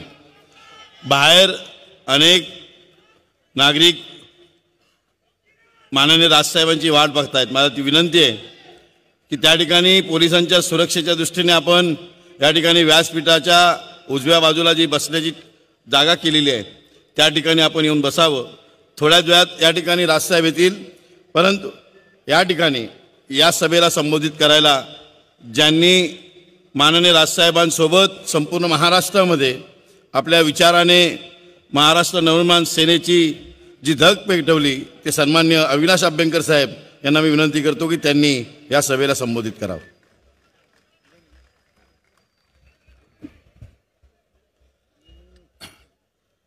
सन्माननीय राजसाहेबांना मानाचा मुजरा करून व्यासपीठावर उपस्थित सर्व मान्यवर आणि समोर विराजमान कट्टर, कडवट आणि निष्ठावान महाराष्ट्र सैनिक. फार बोलला पण कडक बोलले. याला म्हणतात 5 वर्षाचा खरारा. काळजी करू नको, राजसाहेब ठाकरे तुमच्या मागे पूर्ण ताकदीने आहेत. इकडून बोलत होते, इकडून, कारण जीएसटीनी कंबरडा नाही तर मणका पण मोडलाय. कसं आहे बांधवांनो, एक 5 वर्षात नवनवीन रंग बघितले आपण. पहिलाच जो आला जिंकल्यानंतर, जो खास करून मला या माता भगिनींना विचारायचा आहे की अच्छे दिनचा नारा दिला आणि पहिले अच्छे दिन आले नोटबंदीचे. जी सामान्य जनता होती, जे मध्यमवर्गीय होते किंवा जे श्रीमंत होते, जे पैसे फडताळात ठेवले होते, जे पैसे साडीमध्ये लपवून ठेवले होते, जे पैसे जर काही काळाने एखादी गरज आली तर त्याकरता ठेवले होते, ते पैसे या सरकारने तुमच्याकडनं काढून घेतले. हे संपत नाही तर रात्री 12 वाजता घंटा वाजवली आणि 1 नेशन 1 टॅक्स, एक देश एक कर सांगितलं. कळतच नाही हे कुठला अभ्यास करतात. एक घोषणा होते आणि 5 प्रकारचे टॅक्स आले. ह्याच्यात संपूर्ण व्यापारी वर्ग चिरडून गेला. संपूर्ण व्यापारी वर्ग. तुम्ही शब्द काय काय दिले होते आणि तुम्ही राजसाहेबांवर टीका करताय. तुम्ही राजसाहेबांबद्दल बोलताय, आम्हाला नाही, महाराष्ट्राला नाही, तर आज या देशाला राजसाहेबांचा अभिमान आहे की कुणाची हिंमत नसताना फक्त सन्मान्य राजसाहेब ठाकरे होते की ज्यांनी पहिली ही विरोधाची भूमिका घेतली. आणि आज आपण जर राजसाहेबांकडे आलात तर तुम्हाला कळेल की नुसते महाराष्ट्रातले चॅनल नाहीत तर देशातले चॅनल सांगतायत की राजसाहेब आम्हाला निदान 15 मिनिटं तरी मुलाखत घ्या, तुमची मुलाखत घेतल्यानंतर देश पेटून उठतोय. आम्ही मराठीतलं हिंदीमध्ये ट्रान्सलेट करायला तयार आहोत, मराठीतलं इंग्रजीमध्ये ट्रान्सलेट करायला तर, पण आम्हाला कृपया मुलाखत द्या. आमच्याकडे मेसेज, आम्ही खोटं बोलत नाही, आमच्यावर ते संस्कारच नाही. आपण किती भाग्यवान आहोत की आपल्याला राजसाहेबांसारखा नेता लाभला. होय, त्यांनी पाठिंबा दिला होता 2014ला, नक्की पाठिंबा दिला होता. जे दाखवलं होतं त्यांना वाटलं की हे काहीतरी देशाचं भलं करतील, पण जेव्हा 5 वर्षात कळलं की या देशाचं भलं बुरं सोडा तर या देशाची दुर्दशा या शासनाने केली, तेव्हा हेच राजसाहेब ठाकरे उठले आणि म्हणाले की आता ह्यांना परत निवडून द्यायचं नाही. आणि ह्यांच्याबरोबर जे महाराष्ट्रात होते याला कळतच नाही, अजब प्रेम की गजब कहाणी.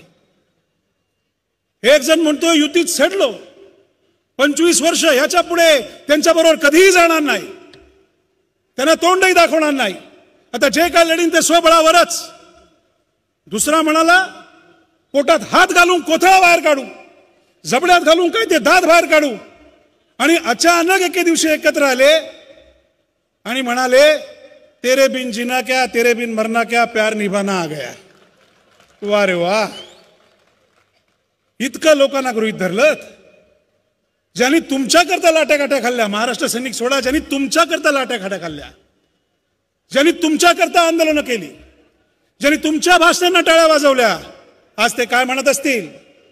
आणि आमचे राजसाहेब ठाकरे बघा, नांदेड पासून सुरुवात केली, 7वी सभा आहे. सभा गणिक राजसाहेबांच्या विचारांनी महाराष्ट्र नाही तर देश पेटून उठतोय. काय टीका करता? एकही खासदार नाही, बरं नाही, एकही आमदार नाही, नाही, एकच नगरसेवक आहेत, तुरडे साहेब आहेत ना, हा, एकच नगरसेवक आहेत. आमचे 6 नेलेत आणि आमच्या 6च्या बांबूवर तुमच्या महापौराचा तंबू जिवंत ठेवला.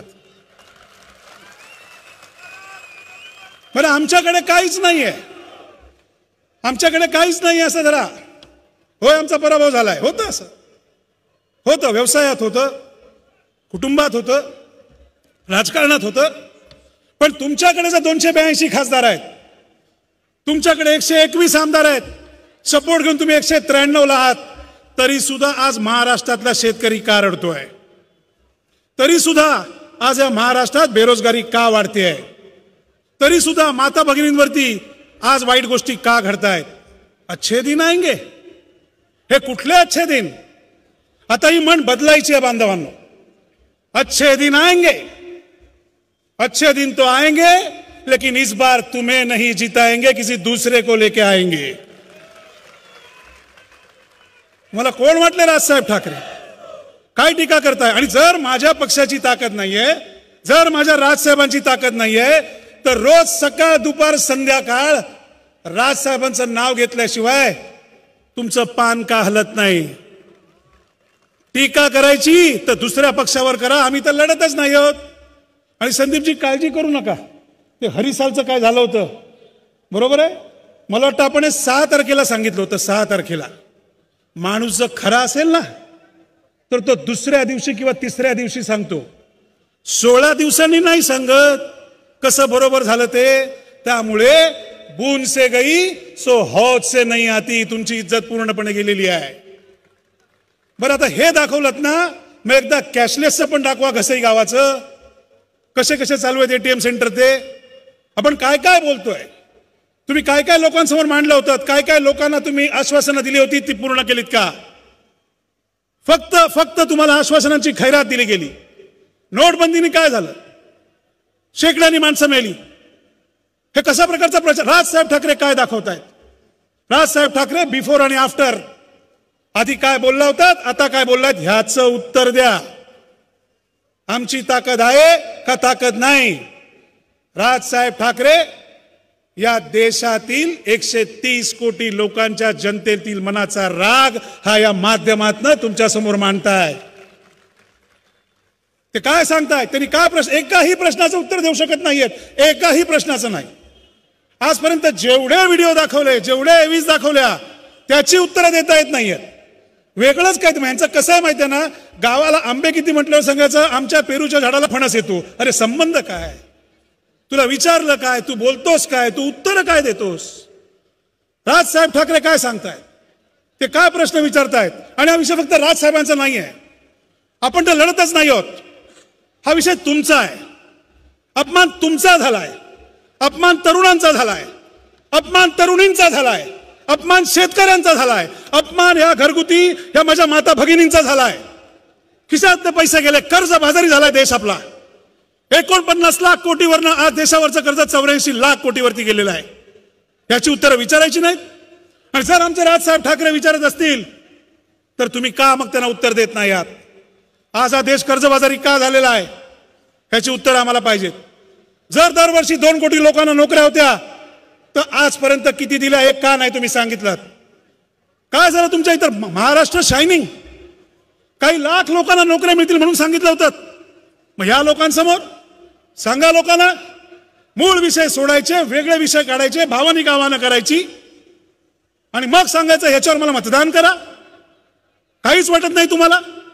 आज आम्ही ग्रामीण भागात राजसाहेबांच्या बरोबर मी आता फिरत होतो. माफ करा, तेही आपले बंधू आहेत. तो शेतकरी असेल, त्यांची माता भगिनी असेल. एक लक्षात घ्या, जेव्हा एखाद्या घरात आत्महत्या घडते, एखाद्या घरातला करता पुरुष किंवा करती स्त्री जेव्हा आत्महत्या करते किंवा एखादी करती मुलगी जेव्हा आत्महत्या करते, तेव्हा अख्खं घर तुटतं, अख्खं घर कोसळतो बांधवांनो. आणि याचा सरकारला काहीच नाहीये. आम्ही कर्जमाफी केलीत, मग हजारोनी आत्महत्या झाल्या कशा? मग जा, गावागावात जा, जिल्ह्यात जा, वस्त्यांवर जा. हिम्मत असेल भाजपमध्ये तर प्रत्येक गावागावात जा. या महाराष्ट्रात जवळपास 44,000 खेडी आहेत. जा प्रत्येक ठिकाणी आणि सांगा त्यांना मी तुझं भलं केलेलं आहे. कसली डिजिटल इंडिया? एक जिल्हा, त्यातला कुठलाही एक तालुका, त्यातलं कुठलंही एक गाव हे या भाजपच्या कुठल्याही नेत्यांनी दाखवावं की जे संपूर्णपणे उत्तम झालेलं आहे. तिथे शिक्षण, आरोग्य, पर्यटन, इतर सर्व वैद्यकीय सुविधा, या सगळ्या गोष्टी आहेत. उगाच काहीतरी बोलायचं, काही सांगायचं, तुम्हाला कुठेही न उठवायचं, काही भूलथापा द्यायच्या आणि लोक ढोलतायत त्याला. तुमच्या मनात राग असला पाहिजे, तुमच्या मनात संताप असला पाहिजे. लक्षात ठेवा की मी 5 वर्ष, कशाला म्हणतात 5 वर्ष, जवळपास 1800 दिवस आपण फसवले गेलोय. 1800 दिवस कशाला म्हणतात? गेली आयुष्यातनं 1800 दिवस गेले. लक्षात ठेवा, हे परत नाही येणार आहेत. हे कर्ज कोणी फेडायचं? हे जे नुसते फिरतायत सगळीकडे, या देशामध्ये पैसे किती आले, या देशाचं काय भलं झालं, हे कोणी सांगायला तयार नाहीये. आणि विचारतात मात्र राजसाहेबांना की तुम्ही हे प्रश्न का विचारता? होय, राजसाहेब ठाकरे प्रश्न विचारणार म्हणजे विचारणार, कारण नेता खरा आहे. जे मांडतायत ते खरं आहे, जे बोलतायत ते स्पष्टपणे आहे, ज्या भूमिका आहेत त्या खऱ्या आणि स्पष्ट आहेत, ज्या इथे एव्हीच्या माध्यमातून लोकांना दिसत आहेत. ते जे सांगतायत, ते जे बोलतायत, का वाटतं या नेत्याभोवती जीव ओळवून टाकावा? का वाटतं की 10 जन्म आपल्याला कमी पडतील? एवढं राजसाहेब आज उत्तम काम करतायत. अहो, वयाच्या 37व्या वर्षी पक्ष काढला. हो, आहे का हिम्मत? गल्लीमध्ये एखादं मंडळ काढून दाखवा. हिम्मत लागते, हिम्मत. आणि कोणासमोर काढला होता? त्यांना यातना नसतील झाल्या? चढ उतार बघितले नाहीत? 2007 साली सांगितलं गेलं द पार्टी इज ओव्हर. आपल्याला नुसता चिमटा निघला तरी आपल्याला वाईट वाटतं. आणि एका मोठ्या इंग्रजी वृत्तपत्रात होतं द पार्टी इज ओव्हर. तिथून राजसाहेबांनी 13 आमदार, शेकड्यानी नगरसेवक, अनेक जिल्हा परिषद सदस्य, अनेक सरपंच हे फक्त आमच्या राजसाहेबांनी आणलेले आहेत. आम्हाला विचारता नाशिकमध्ये राजसाहेबांनी काय केलं? हा मुद्दाम विषय तुम्हाला कळला पाहिजे. हा विषय मला माहिती आहे लोकसभेचा नाहीये, पण प्रश्न विचारले जातात की मग राजसाहेबांची नाशिकमध्ये सत्ता का गेली? जर सगळं असताना सुद्धा याचं कारण असं आहे, जे राजसाहेबांच्या ताटात जेवले, ज्यांना राजसाहेबांनी आपल्या ताटातला घास भरवला, त्याच लोकांनी त्याच ताटात घाण केली, घरचेच घरभेदी निघाले, म्हणून दुर्दैवानी सत्ता हातातली गेली. दुर्दैव. ज्यांच्यावर विश्वास राजसाहेबांनी टाकला होता नाशिकमध्ये, त्यांनीच विश्वासघात केला. आणि ह्यांनी काय केलं? दत्तक घेतलं. बघा जाऊन नाशिक आत्ताचं 5 कामं सांगतो राजसाहेबांची. 5 कामं. एकमेव नेता ज्यांनी नागरिकांकडनं कुठलाही कर गोळा न करता, हे जरा मुंबई महानगरपालिकेची तुम्ही तुलना करून बघा. एक छोटी महानगरपालिका, त्याचं बजेट एवढंसं, 1.5 वर्ष आयुक्त नाहीत. हा विषय तुम्ही समजून घेतला पाहिजे. हा नुसता विषय लोकसभेचा नाहीये, तुम्हाला सगळं कळलं पाहिजे. हा एक पिरॅमिड आहे. नगरपालिका, महानगरपालिका, विधानसभा, लोकसभा, ह्यातनं संपूर्ण देश मोठा होत असतो. होय, राजसाहेब ठाकरे म्हणाले होते की मला महाराष्ट्र नवनिर्माण करायचं आहे. जेव्हा नाशिक हातात आलं तेव्हा 5 कामं केली. पहिलं काम, सन्माननीय बाळासाहेब ठाकरेंच्या नावाने स्मारक हे माझ्या, तुमच्या, आमच्या राजसाहेबांनी केलं. याला म्हणतात प्रेम. बोलले नाहीत, जाऊन बघून या. उत्तम असं मोठं फाउंटन उभारलं, जिनिवा कारंज उभारलं, उत्तम असा वॉटर कर्टन केला. हे का सांगतोय? तुम्हाला बोलता आलं पाहिजे. लक्षात घ्या, आपला नेता कधीही खोटं बोलत नाही. उत्तम असे रस्ते केले. मुकणे डॅम, 350 कोटीची मुकणे डॅम पाईपलाईन योजना ही राजसाहेबांच्या काळात पूर्ण झाली. जवळपास पुढील 30 ते 40 वर्षाचा नाशिकचा पाण्याचा प्रश्न हा राजसाहेबांमुळे सुटला. आणि एक गोष्ट, बोटॅनिकल गार्डन अख्ख्या आशिया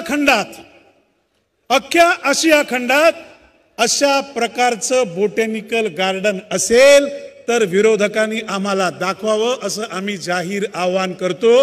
हे आमच्या राजसाहेबांनी नाशिकमध्ये केलं की जे बोटॅनिकल गार्डन ओस पडलं होतं तिथे लाखोच्या संख्येने पर्यटक आले. तुम्ही डॉक्टर पसरी यांचं नाव ऐकलं असेल.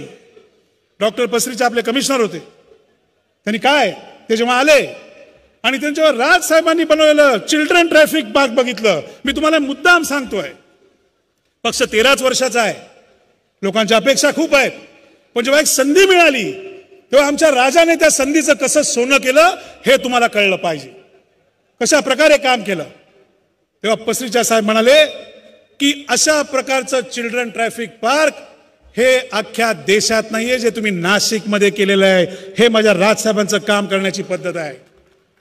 कुंभमेळा झाला, अतिशय कमी फंड दिला होता. त्यातूनही नाशिक महानगरपालिकेने इतका उत्तम असा कुंभमेळा केला की इतिहासात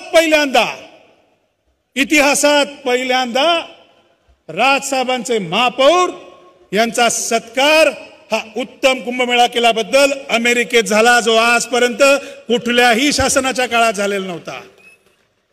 हे तुम्हाला का सांगितलं मित्रांनो? हे तुम्हाला कळलं पाहिजे. आपला पक्ष 13च वर्षाचा आहे. इतर 40 वर्ष, 100 वर्ष, 60 वर्षाचे पक्ष आहेत. खोटं बोलून आता सत्तेत आलेले आहेत.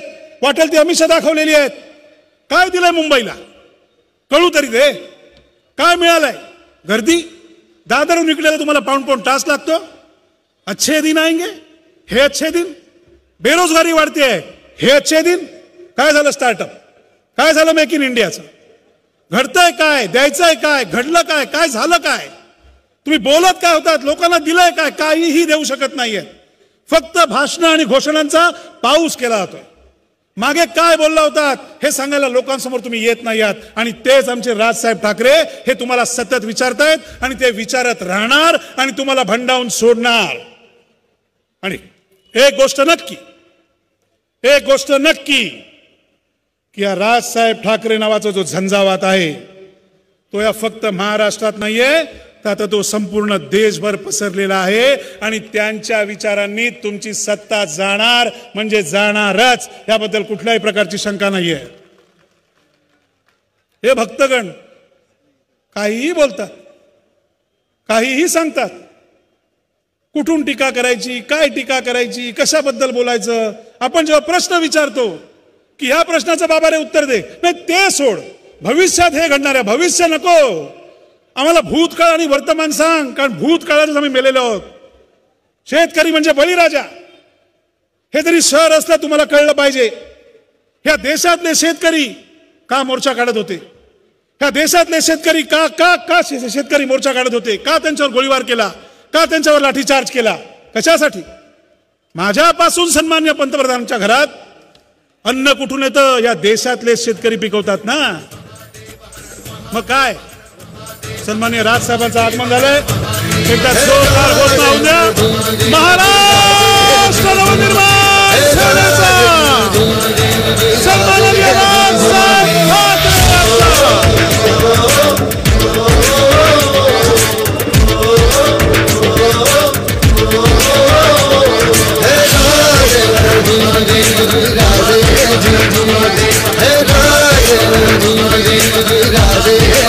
साहेबांना छत्रपती शिवाजी महाराजांच्या पुतळ्यास पुष्पहार घालायची विनंती करतो. महाराज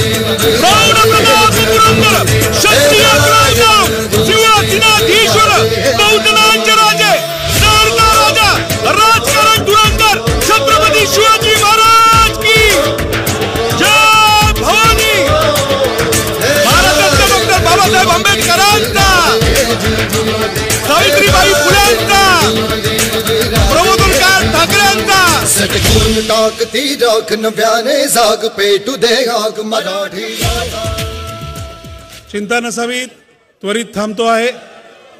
धन्यवाद. जय हिंद, जय महाराष्ट्र.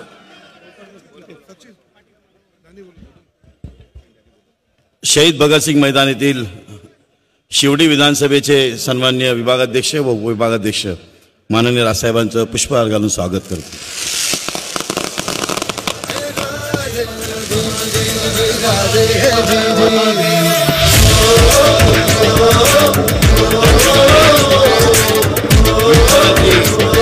देऊन सन्मान येथील नंदू शिले माननीय राजसाहेबांना विठ्ठलाची सत्र भेट देतील.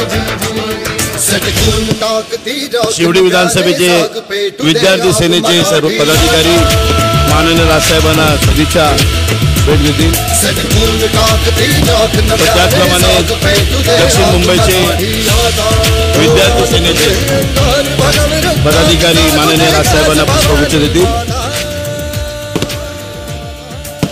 आणि मी आपण ज्यांच्या विचाराची आतुरतेने वाट पाहतात त्यांच्या आणि तुमच्यामधलं अंतर कमी करतो. मी माननीय राजसाहेबांना विनंती करतो की त्यांनी या सभेला संबोधित करावं.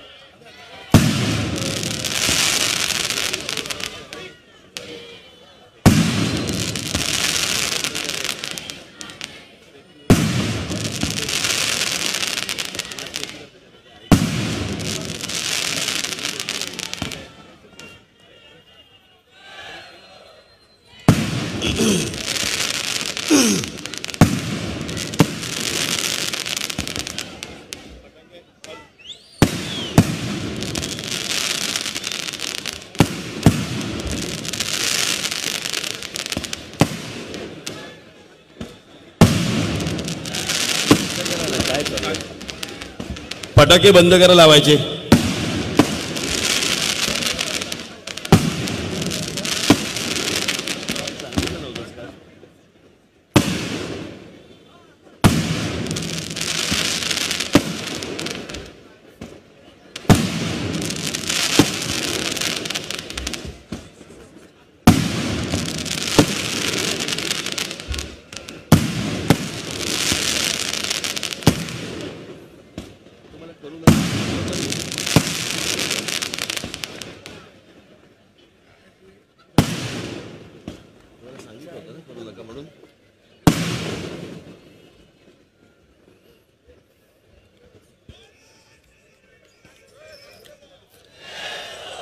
जमलेल्या माझ्या तमाम मराठी बांधवांनो, भगिनींनो आणि मातांनो,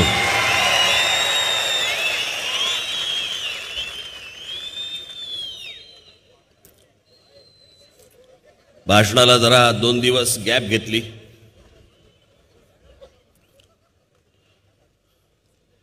म्हटलं जरा 2-3 दिवस मुख्यमंत्र्यांना पण जरा शांतपणे झोपू देत.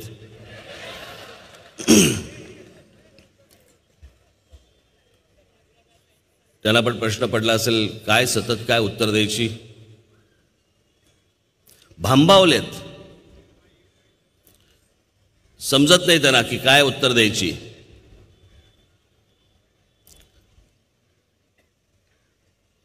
मला आता गेल्या 2 दिवसामध्ये मला अशा अनेक गोष्टी पत्रकार तुमच्या काही टेलिव्हिजन चॅनलच्या काही मुलाखती झाल्या माझ्या. आणि त्या मुलाखतींमध्ये मला त्यांनी विचारलं की मुख्यमंत्री असं बोलतायत, मुख्यमंत्री या गोष्टी म्हणतायत.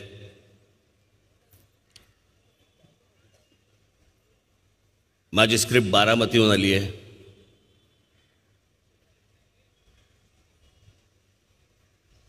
शरद पवार मला चालवतायत का आत्ता उभा राहिलो काय?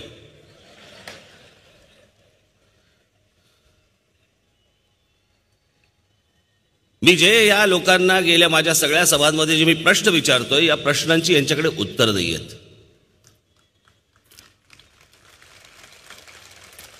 कारण या भाजपवाल्यांचा जो मूळ पुरुष आहे तो इतकं खोटं बोलून ठेवलंय त्यांनी, म्हणजे मोदी इतकं खोटं बोलून ठेवले की त्यांना समजत नाहीये भाजपवाल्यांना आता हे सगळं ह्याचं समर्थन करायचं कसं, या गोष्टी बोलायच्या कशा. आणि मग त्याच्यावरती उत्तर देता येत नाही. मग ती उत्तर देता येत ना, मग काय करायचं?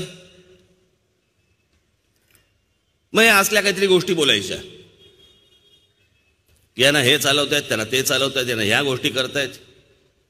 आता म्हणे काहीतरी त्या माझ्या जुन्या क्लिप्स आता म्हणे काहीतरी त्या बाहेर काढतायत. जेव्हा मी काँग्रेसवरती टीका केली होती, हो केलीच होती,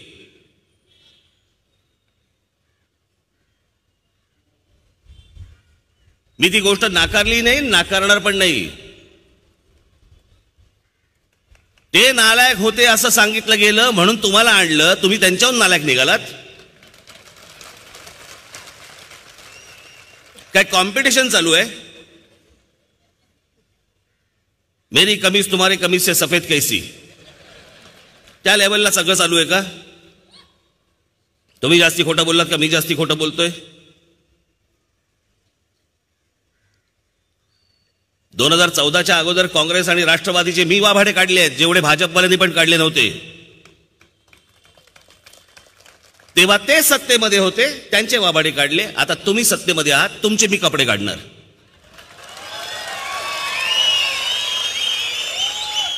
मग मी त्याशी मी बोललो नाही का? मेळाव्यामध्ये बोललो मी आपल्या. मी म्हणे कोण तर म्हणे शरद पवारांचा पोपट आहे. चला कपडे आम्ही यांचे काढले आणि ह्यानं आमचा पोपट दिसला.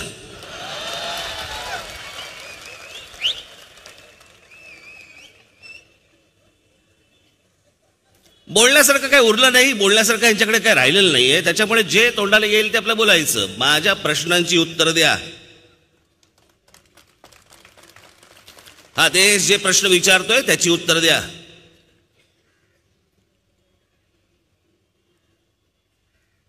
आणि विषय जर समजा शरद पवार असेल तर शरद पवारांच्या दिल्लीतल्या बंगल्यावरती कोणकोणत्या पक्षाचे कोण खासदार तिकडे जाऊन दरवाजा ठकठकत असतात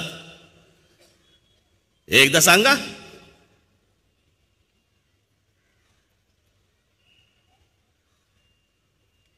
बरं लांब कशाला जा. मी मध्यंतरी जो मेळावा घेतला होता कदाचित विसरले असतील लोक, त्यावेळेला भाजपवाले म्हणजे फारसं त्यांनी लक्ष दिलं नसेल. क्या माणूस जाहीर सभांमधनं पण ही गोष्ट करेल याची त्यांना कल्पना नव्हती.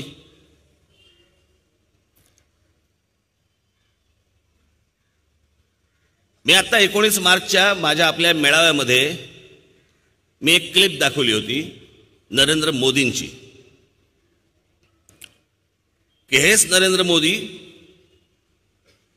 2014च्या निवडणुकीमध्ये बारामतीमध्ये काय बोलत होते आणि 2014ची निवडणूक संपल्यानंतर जेव्हा हेच नरेंद्र मोदी बारामतीमध्ये गेले त्यावेळेला हेच नरेंद्र मोदी त्याच शरद पवारांबद्दल काय बोलत होते तुम्हीच बघा. ये बारामती की रैली देख लीजिए, हवा का रुख क्या है पता चल जाएगा. चाचा भतीजे का क्या होगा। ये विराट जनसागर दूसरी आजादी की लड़ाई लड़ रहा है, उसे यहां चाचा भतीजे से आजादी चाहिए। ऐकलत आता ऐक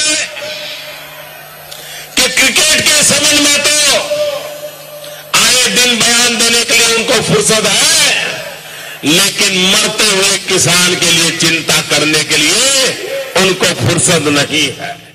थांब जरा,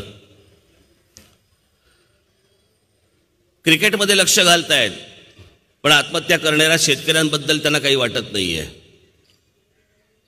काका आणि पुतण्या यांचं साम्राज्य बारामतीमधनं उद्ध्वस्त केलं पाहिजे, काढून टाकलं पाहिजे।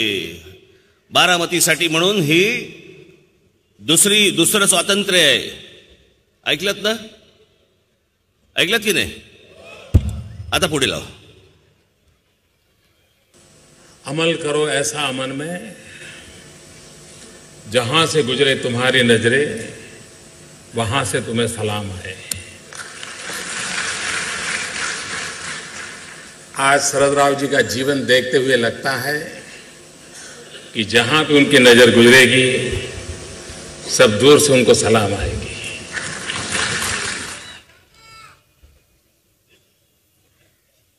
शरद राव रचनात्मक कामों की कोख से पैदा हुए राजनेता है। अधिकतम उनका समय रचनात्मक कार्यों में लगा हुआ है। आज भी कोई बारामती जाकर के देखेगा तो चारों तरफ कुछ न कुछ रचनात्मक गतिविधियों में शरद परिवार की महक आएगी। मुझे सामने जाकर के शरद राव को पूछना चाहिए कि शरद राव जी आपको क्या लगता है, आपका अनुभव है, इसका रास्ता कैसे मिला। उस भूमिका को मैं हमेशा महत्व देता आया हूं। और जैसे भी शरद राव जी बता रहे थे कि मैंने उनको गुजरात बुलाया था, हकीकत तो वो दिखा करके मैं उनसे जानना चाहता था कि अभी कुछ कमी रह गई तो मुझे बताइए, मैं ठीक करना चाहता, मैं सीखना चाहता। और बहुत लोग, कम लोगों को मालूम होगा, ऐका शायद महीने में 2-3 बार मेरी और शरद राव की बात न हुई हो, ऐसा कोई महीना नहीं गया होगा।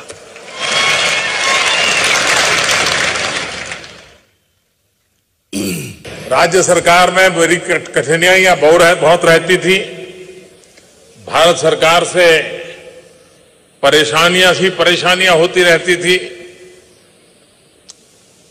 तो मैं फिर शरद राव को बीच में डालता था और वे भी दलगत राजनीति से ऊपर उठ करके केंद्र सरकार का राज्य से कैसा रवैया होना चाहिए उसकी उत्तम भूमिका अदा करते थे। और मैं आज बारामती में उनके उस योगदान के लिए सार्वजनिक रूप से अभिनंदन करना चाहता हूं।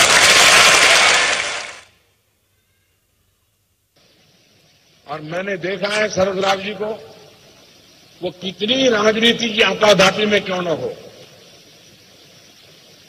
दिन में कितने ही राजनीतिक उठापटक के दबाव के नीचे क्यों न हो, लेकिन अगर किसान की बात आ जाए, खेती की बात आ जाए, तो तुरंत एक्टिव होकर के उस काम को हाथ में ले लेते।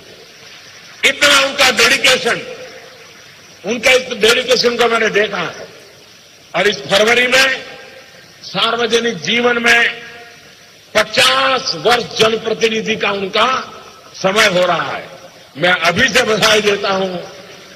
50 साल तक विदाउट ब्रेक जनप्रतिनिधि के रूप में चुन करके आना, चुनाव जो लड़ते हैं जीतते, उनको पूरा पता है कि किस प्रकार से जिंदगी जीनी पड़ती है। शरद राव जी ने जी करके दिखाया है। और एक बहुत उत्तम उदाहरण सभी सार्वजनिक जीवन के लोगों के लिए एक उत्तम उदाहरण उन्होंने प्रस्तुत किया है। शरद राव का एमएलए और एमपी वाला मामला है, अपने आप में बड़ी विरासत है। सार्वजनिक जीवन की एक बहुत बड़ी पूंजी है, बहुत बड़ी विरासत है।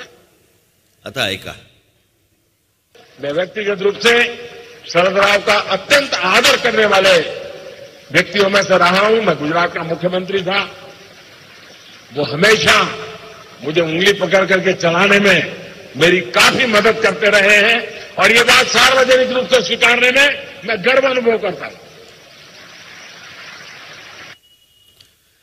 आता काही बोलायचंय का भाजपवाल्यांना?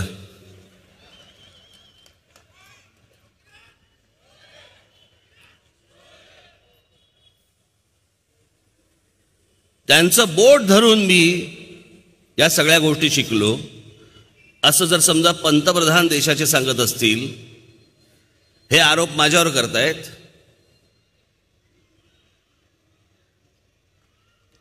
किती झोंबलं असेल, किती त्रास होत असेल या गोष्टींचा आपल्याला कळू शकतो। याचं कारण सगळं वारं बदललेलं आहे, वारं फिरलेलं आहे सगळं। 2014ची ती लहर, त्या गोष्टी आता राहिलेल्या नाहीत, हे त्यांनाही कळून चुकलंय आणि त्यामुळे वाटेल ते बोलायचं। परवा दिवशीची मी तुम्हाला एक गोष्ट सांगतो। एक बातमी आली, पण त्या बातमीच्या अगोदरचा मी एक मुद्दा म्हणून तुम्हाला संदर्भ देतो की एखाद्या गोष्टी ज्या वेळेला घडत असतात, होत असतात, त्यावेळेला तुम्हाला त्या बरोबर उचलायच्या असतात की त्यातनं काय आपण नक्की आपण बघतो आहोत। एखादी घटना घडते, एखादी बातमी येते, ती घटना होणं, घडणं आणि ती एखादी बातमी येणं, एखादा कोणतरी माणूस बोलणं, यातनं काहीतरी जे आपण उचलायला पाहिजे, बरोबर काय गोष्ट आहे, ही नेमकी काय आहे हे कळलं पाहिजे आणि ते समोरच्यांना समजवलं पाहिजे। उदाहरणार्थ, गुजरातच्या विधानसभेची निवडणूक झाली आणि गुजरातची आत्ता एक वर्ष, दीड वर्ष झालं असेल मला असं वाटतं, आणि गुजरात विधानसभेची ज्यावेळेला निवडणूक झाली त्याचे रिझल्ट आले। म्हणजे 2014ला ज्या प्रकारचं मतदान भारतीय जनता पक्षाला गुजरातमध्ये झालं होतं, ते मतदान जर समजा आपण पाहिलं, त्याचा विचार जर समजा आपण केला, तर ह्या गेल्या विधानसभेला भारतीय जनता पक्षाच्या 165 जागा यायला पाहिजे होत्या विधानसभेला, त्यांचे आमदार यायला पाहिजे होते। आले किती? 99। काँग्रेस साधारणपणे 81-82 पर्यंत वाढली।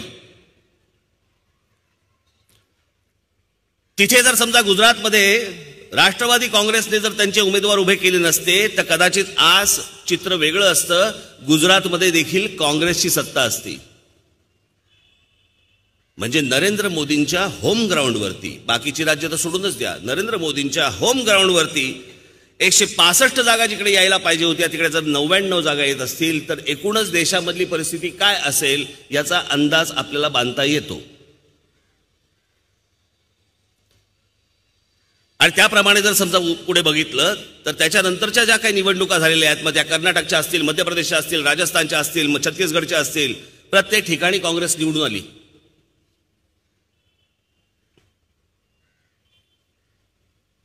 साधारणपणे एखाद्या बातमीचा जर समजा तुम्ही कानोसा घेतला आणि त्याच्यावरती जर विचार केला तर तुमच्या असं लक्षात येतं की हे नक्की हे प्रकरण काय आहे। आत्ताच काल परवाकडे आलेली एक महत्वाची बातमी, मला माहिती नाही की त्या वर्तमानपत्रांमध्ये किंवा चॅनल्समध्ये त्या बातमीचं अनालिसिस झालं की नाही नीट, आणि ती बातमी आहे मुकेश अंबानी यांनी दक्षिण मुंबईतल्या मिलिंद देवराला जाहीर पाठिंबा दिला।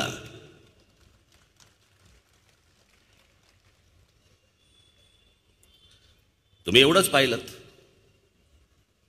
हा नुसता मिलिंद देवरा दिलेला पाठिंबा नव्हता, जर समजा उद्या असं पकडूया की मुकेश अंबानींना जर समजा मिलिंद देवराला मतदान करायचंय, मतदान करून आले असते, बरोबर की नाही? लोकांसमोर जाहीररित्या बोलण्याचं काय कारण आहे? मुकेश अंबानी आणि उदय कोटक, हे मुकेश अंबानी म्हणजे मी तुम्हाला परत सांगून ठेवतो तुम्हाला, मुकेश अंबानी म्हणजे उद्धव ठाकरेंचे अत्यंत जिवलग मित्र.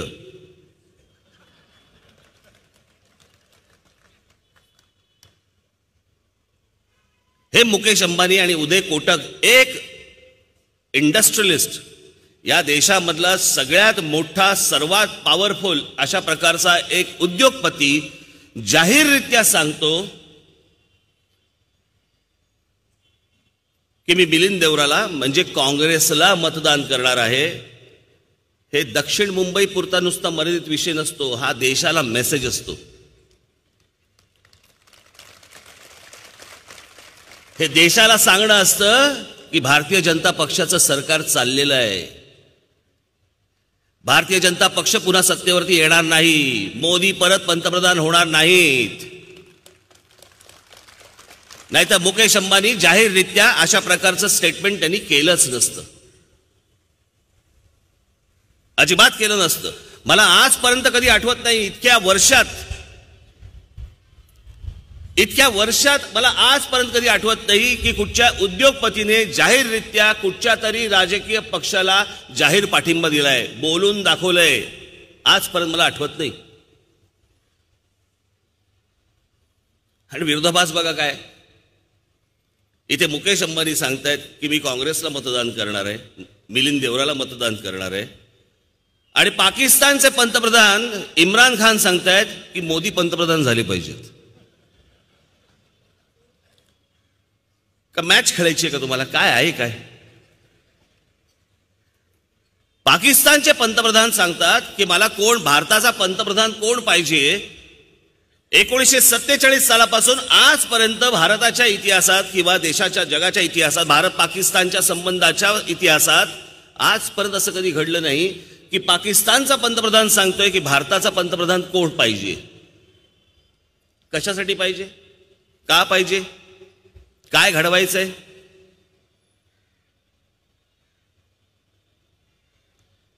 बाबांनो, हाच माणूस निवडणुकीच्या अगोदर तुमच्या सगळ्या देशासमोर आले आणि म्हणाले 56 इंचाची माझी छाती आहे.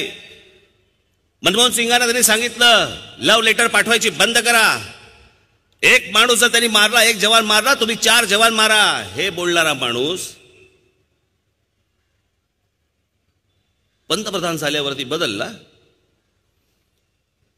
पंतप्रधान झाल्या झाल्या त्याच्या शपथविधीला हेच नरेंद्र मोदी पाकिस्तानचे तेव्हाचे पंतप्रधान नवाज शरीफांना प्रमुख पाहुणे म्हणून बोलवता. काय वाटलं असेल त्या जवानांच्या कुटुंबियांना? हे ज्या वेळेला बोलत होते त्यावेळेला त्या जवानांच्या कुटुंबियांना वाटलं असेल एक आधार आला. पण जे काँग्रेसच्या काळात मनमोहन सिंगांनी पण जे केलं नाही ते नरेंद्र मोदींनी केलं. विमानातनं कुठून तरी येत असताना त्यांच्या लक्षात आलं की आज नवाज शरीफांचा वाढदिवस आहे. विमान फिरवलं आणि नवाज शरीफांच्या इकडे गेले. केक कापला रात्री, त्यांना केक भरवला, त्यांच्याकडे जेवले, त्याचे फोटोही आले. काय वाटलं असेल त्या जवानाच्या पत्नीला? काय वाटलं असेल त्या जवानाच्या आईला? अरे अरे अरे माझा पोरगा हाकनात गेलं. हे नुसते आम्हाला भुलता पण सांगत आले. आम्हाला वाटलं आता सडेतोड उत्तर मिळेल. उत्तर कसलं? काहीच नाही.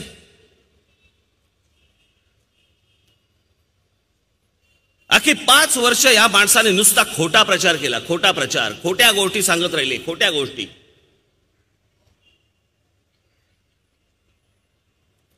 जे या देशाला जी स्वप्न दाखवली त्या स्वप्नांबद्दल आता ते काहीही बोलायला तयार नाहीयेत. हाताला जे लागेल त्याच्यावरती आता ते त्यांच्या निवडणुकीचा प्रचार करतायत. परवा दिवशी श्रीलंकेमध्ये बॉम्ब ब्लास्ट झाला तर त्याच्यावरती बोलायला लागले आतंकवाद संपवण्यासाठी म्हणून भाजपला तुम्ही मदत करा. वा, जर आपण आकडेवारी जर नीट पाहिली तर नरेंद्र मोदींच्या कार्यकाळामध्ये सर्वाधिक जवान आमचे मारले गेलेले आहेत.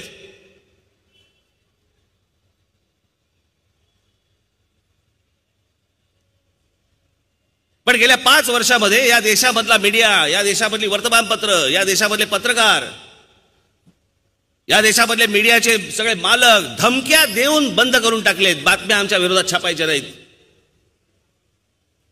आकडे बाहेर येता कामा नाहीत. अहो कुठपर्यंत खोटा प्रचार करतात. म्हणजे ह्यांचे हे जी सगळीची लावारीस कार्टी आहेत ना IT सेल मधली,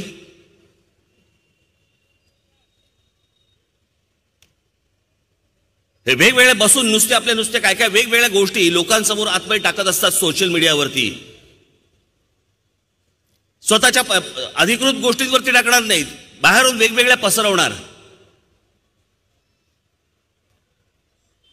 यातली एक गोष्ट आमच्या हाताला लागली. दाखव रे ती.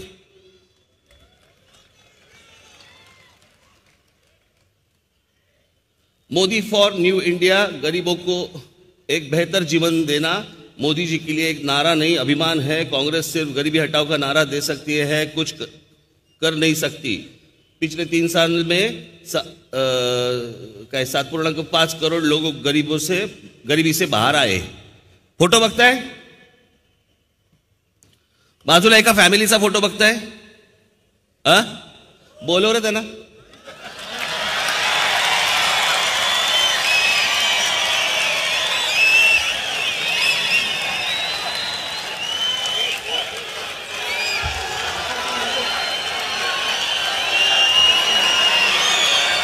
या इकडे.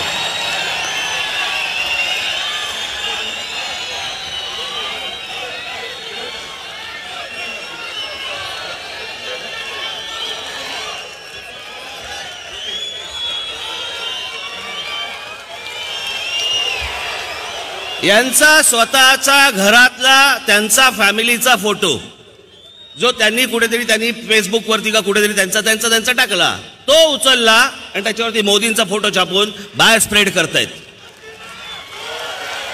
त्यांच्या लावारिस कार्ट्याला लाजही वाटत नाही. आपण कोणाचे फोटो उचलतोय, कोणाच्या जाहिराती करतोय, काय करतोय काही माहिती नाही. ही अख्खी 5 वर्ष अशी घालवली या लोकांनी. बघून घ्या, ओळख करून घ्या. या त्या हे ते दिसतंय तुम्हाला, ओळखता येत आहेत. बसा खाली बघा.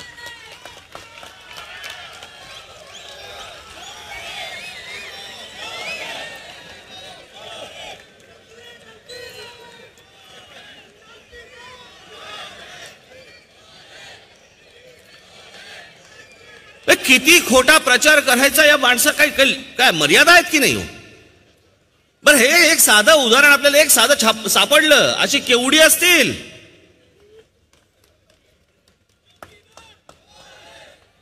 त्याला माहिती पण नसेल की आपला वापर होतोय.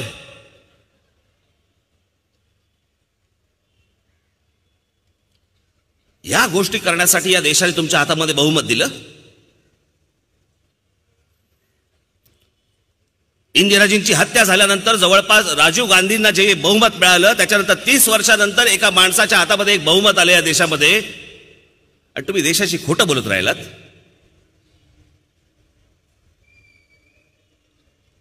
काय आवश्यकता होती का मला जरा सांगा. या देशाने तुम्हाला भरभरून सगळ्या गोष्टी दिल्या होत्या, हातामध्ये सगळ्या गोष्टी दिल्या होत्या, खोटं का बोलत राहिलात. मी त्याशी माझ्या महाडच्या सभेमध्ये बोललो ना, ही 2 माणसं मला जी भेटायला आली, हे इथे मेक इन इंडियाचं एक मोठं तिकडे मुंबईमध्ये काय काय केवढं केलं होतं, मोठं एक्झिबिशन, तिकडे बँकांचे स्टॉल, इतर सगळ्या गोष्टी, आणि अख्खी सगळी सरकारी यंत्रणा कामाला लावली होती की जा पकडून आणा, MOU करायचेत, MOU बनवायचेत. अशी मला आपल्या कोकणामध्ये चिपळूणचे 2 जण मला भेटले.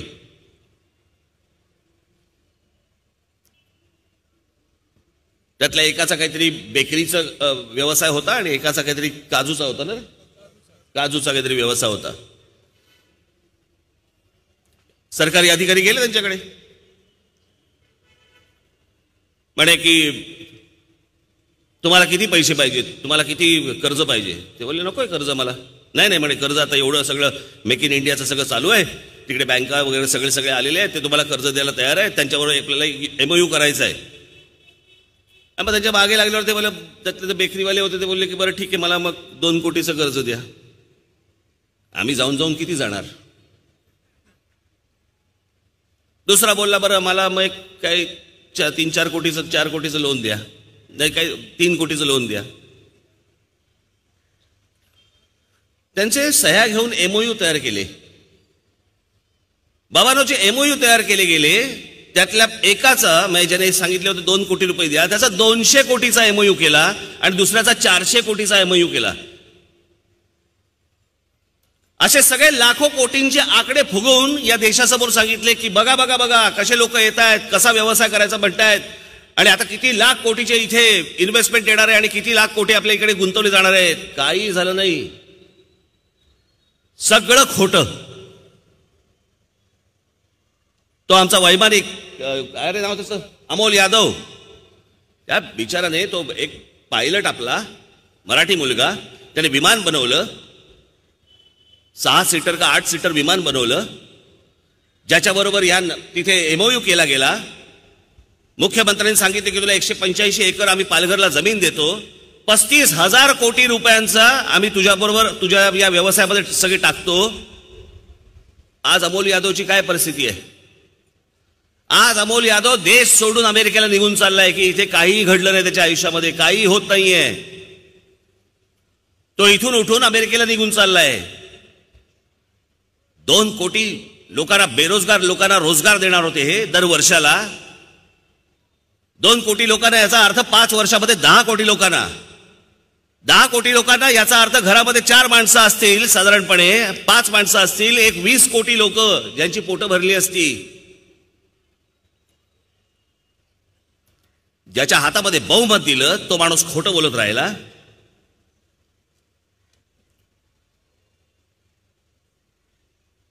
या देशामधले सगळे गुन्ह्यांचे आकडे वाढले. या देशामधले बलात्कार वाढले.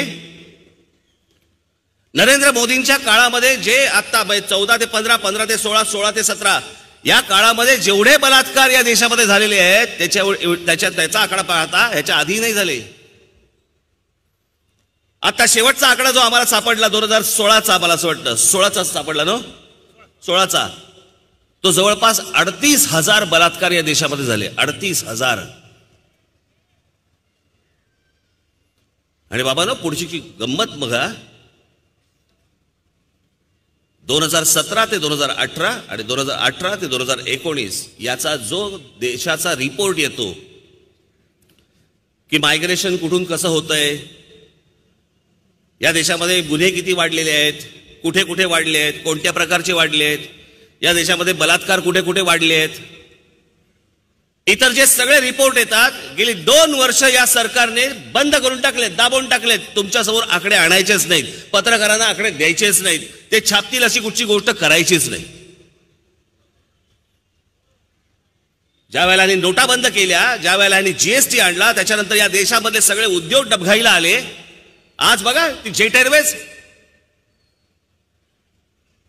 गेली इतकी वर्ष जी चालणारी आपल्या देशाची इतकी मोठी एअरलाईन आज बंद झाली. जवळपास त्यांचे 20,000 एम्प्लॉई आणि त्या कंपनीवरती अवलंबून असलेले इतर जे लोक असेच मिळून साधारणपणे 50,000 लोक बेरोजगार एका रात्रीत झाले. एका रात्रीत.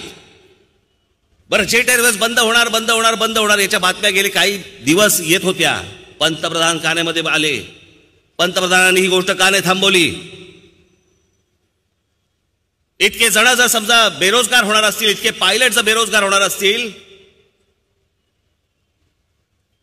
पंतप्रधान याच्यामध्ये का नाही पडले, आमचे अर्थमंत्री का नाही पडले, इतर लोक का नाही पडले, का ती बंद होऊ दिली, कोणाच्या घशात घालायची आहे, काय यांचं चाललंय मला कळतच नाही. देशाला पण कळत नाहीये की हा माणूस इतके देश फिरून आला कशासाठी. लहानपणी इच्छा होती का, मोठा झाल्यावर विमानात बसीन आणि फिरीन. कशासाठी फिरलात तुम्ही? कुठचा दीड दमडा आला मला जरा सांगा. कोणाबरोबर कॉन्ट्रॅक्ट करत होतात? अनिल अंबानीला कॉन्ट्रॅक्ट कुठून मिळालं?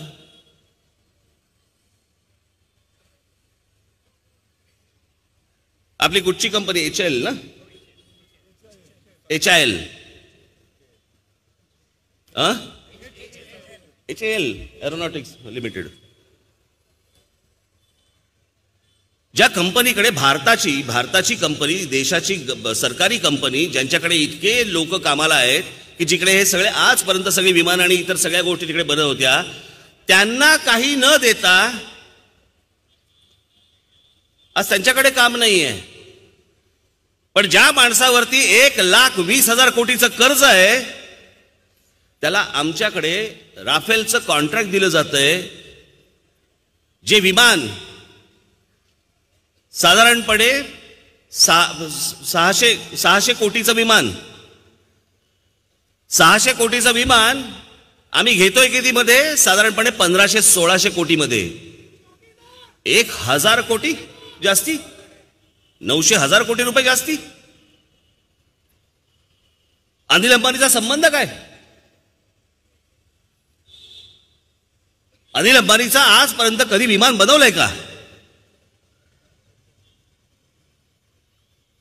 आणि आपल्याकडे सरकारी कंपनी ही असताना त्या सरकारी कंपनीला डावलून जर समजा तुम्ही यांना देणार असाल, त्याच्याबद्दल आम्ही बोलायचं नाही, विचारायचं नाही.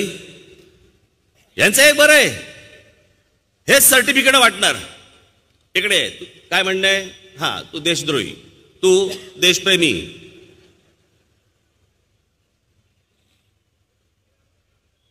मग इतके जवान मारले जात असताना ज्या वेळेला तुम्ही नवाज शरीफांच्या कडे जाऊन ज्या वेळेला केक कापता आणि त्याला केक ज्या वेळेला भरवता, आम्ही तुम्हाला काय म्हणायचं? देशद्रोही म्हणायचं का देशप्रेमी म्हणायचं?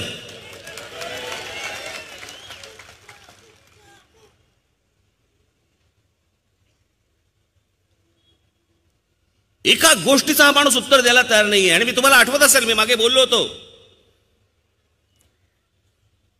2015ला बोललो होतो मी की निवडणुकीच्या तोंडावरती नरेंद्र मोदी एक युद्ध सदृश परिस्थिती निर्माण करतील. माझ्या एका पत्रकार परिषदेत बोललो होतो मी. जी झाली, जी केली, जो एक विषय उभा राहिला,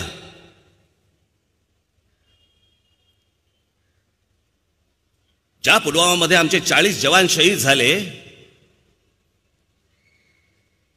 एक RDX ने भरलेली गाडी आली आणि ती आमच्या जवानांची एक गाडी उडवून दिली. 40 जण एका क्षणात मेले, एका क्षणात शहीद झाले. पुढे काय सांगितलं गेलं? तिकडचे राज्यपाल काय सांगतात, काश्मीरचे काय, त्यांनी काय सांगितलं होतं? इंटेलिजन्स फेल्युअर आहे म्हणे. इंटेलिजन्स फेल्युअर तुम्हाला अगोदर कळवलं होतं, यांना अगोदर सांगितलं होतं की ज्या रस्त्याने या गाड्या जाणार आहेत तो रस्ता पहिल्यांदा नीट व्यवस्थित सॅनिटाईज करा, तिथे बॉम्ब ब्लास्ट होण्याची शक्यता आहे का रे? ती नोटीस दाखव. हे बघा, हे खाली लिहिलंय त्यांनी. आणि काय IED म्हणजे हे त्यांचं ते काय RDX वगैरे सारखे बॉम्ब असतात, त्याच्यासाठी तो वापरलेला तो शब्द आहे की पहिल्यांदा तुम्ही तो रस्ता सगळा क्लीन करून घ्या, साफ करून घ्या. नाही ऐकले. त्यांना हेही सांगितलं होतं की ते काय CRPFचे जे जवान जाणार आहेत त्यांना तुम्ही एअरलिफ्ट करा, हेलिकॉप्टरने पाठवा. हेही अगोदर सांगितलं गेलं होतं, नाही केलं गेलं. त्यांना गाडीनेच पाठवलं आणि तो ब्लास्ट झाला. ते गेले.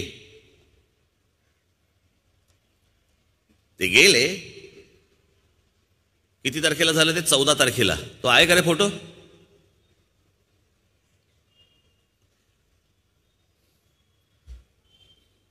तो नाही, मोदींचे कपडे घातलेला.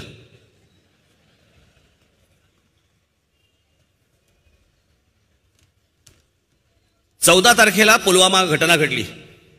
आमचे 40 माणसं 40 जवान आमचे शहीद झाले. या 14 तारखेनंतर पंतप्रधान नरेंद्र मोदींचे वेगवेगळ्या कार्यक्रमातले फोटो टेलिग्राफने छापले. मला बाजूला रे, हा 15 तारीख, 14ला पुलवामा झाले, हा 15, 16, 17, 18, 19, 20, 21, 22, 20चा फोटो बघा.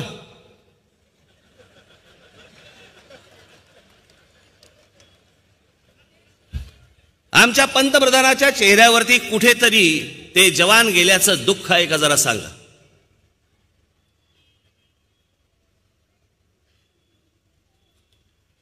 एका तरी फोटोमध्ये तुम्हाला कुठेही हा माणूस दुःखी दिसतोय का सांगा. कपडे बघा. म्हणून मी त्या दिवशी म्हटलं ना, हे असले कपडे घालून फिरणारा आमचा पंतप्रधान असेल तर हा फकीर कसला, हा बेफिकीर.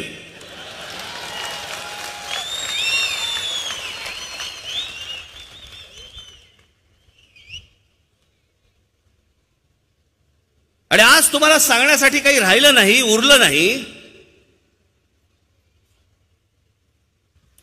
आज तुम्हाला सांगण्यासाठी काही उरलं नाही,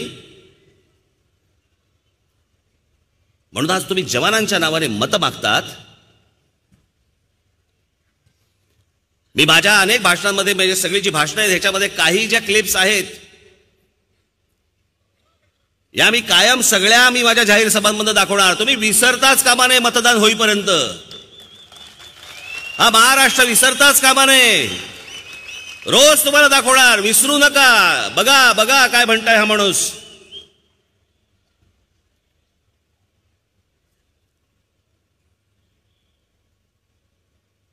आज पुलवामामध्ये शहीद झालेल्या जवानांच्या नावाने हे मतं मागतायत. एअर स्ट्राईक केलेल्या पायलटांच्या नावाने मतं मागतायत. ऐका, मैं आपसे कहना चाहता हूं मेरे देश के फर्स्ट टाइम वोटर को, आप भी संकल्प कीजिए कि पहला वोट आपका, जो आपके जीवन की ऐतिहासिक घड़ी है, आपके जीवन पर याद रहेगा कि पहला वोट कब डाला, कहां डाला, कौन सा चुनाव था, किसको डाला. ये जीवन भर याद रहने वाला है. हर किसी को पहली घटना याद रहती है. मैं जरा कहना चाहता हूं मेरे फर्स्ट टाइम वोटरों को, क्या आपका पहला वोट पाकिस्तान के बालाकोट में एयर स्ट्राइक करने वाले वीर जवानों के नाम समर्पित हो सकता है क्या? मैं मेरे फर्स्ट टाइम वोटर से कहना चाहता हूं कि आपका पहला वोट पुलवामा में जो वीर शहीद हुए, उन वीर शहीदों के नाम आपका वोट समर्पित हो सकता है क्या?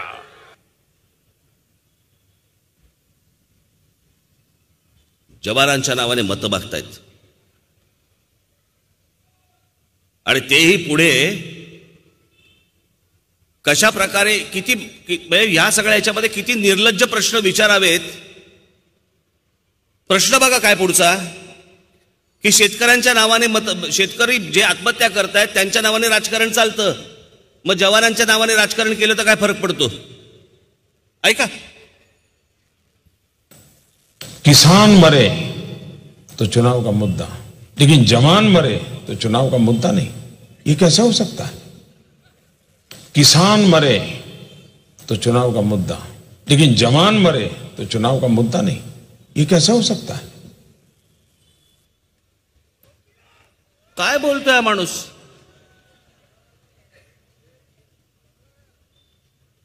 आणि एखाद्या सरकारमध्ये ज्या वेळेला शेतकरी आत्महत्या करतात त्यावेळेला विरोधी पक्ष प्रश्न विचारतो की इतक्या आत्महत्या कशा झाल्या. सरकारमध्ये ज्या वेळेला या प्रकारचे जवान शहीद होतात त्यावेळेला सरकार म्हणते की आम्ही त्या शहीद जवानांच्या नावाने मतं मागू म्हणून. मला आजही आठवते अटल बिहारी वाजपेयींच्या काळामध्ये, एनडीएच्या त्या काळामध्ये ज्या वेळेला कारगिल झालं, अटल बिहारी वाजपेयींनी कधी बाजार नाही मांडला कारगिलचा.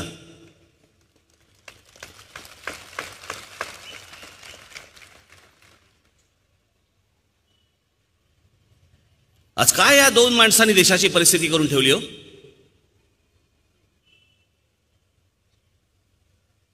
सुप्रीम कोर्टाचे जजेस रस्त्यावरती येतात आणि पत्रकार परिषद घेतात आणि सांगतात की या देशातली लोकशाही धोक्यात आहे.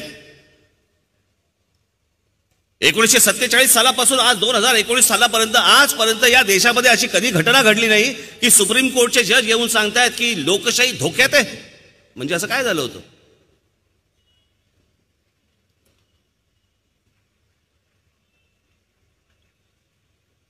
या देशामध्ये एका जजचा खून होतो. लोया नावाच्या एका जजचा खून होतो आणि ते सगळं खून बिन हे सगळे प्रकरण झाल्यावरती ज्या वेळेला ती कोर्टात केस उभी राहते त्यावेळेला त्याच्या संशयाची सुई ही अमित शहाकडे जाते.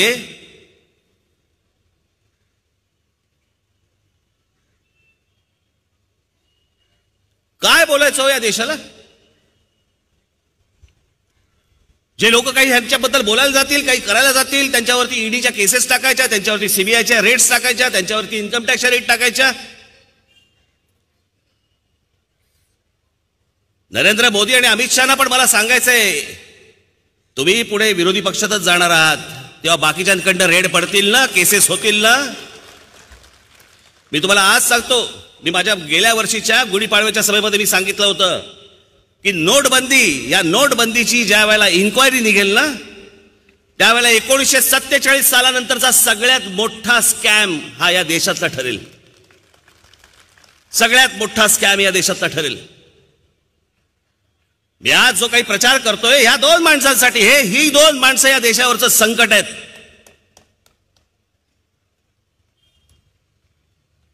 मी भारतीय जनता पक्षाला मत देऊ नका सांगतोय, कारण त्यांना मत देणं म्हणजे या दोघांना मत देणं. युतीमधला शिवसेना हा त्यांचा जो पक्ष आहे, बरोबरचा पक्ष आहे, त्यांनाही मत का देऊ नका, म्हणजे त्यांना मत देणं म्हणजे ह्या दोघांना मत देणं आहे.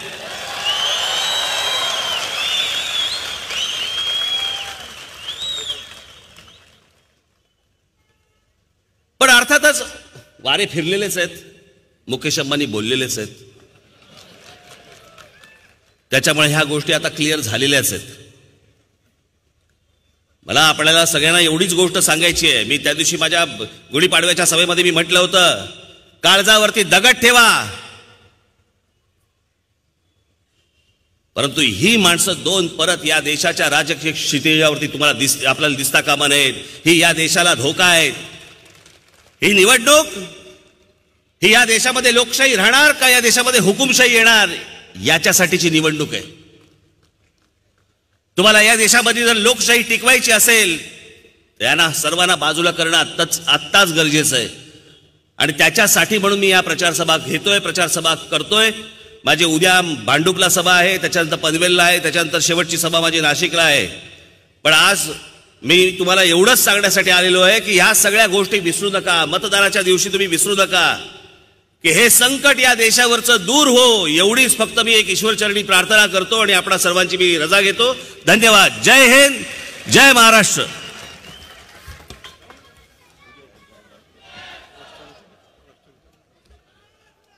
राष्ट्रगीत होईल आणि त्यानंतर ही सभा आपली संपेल.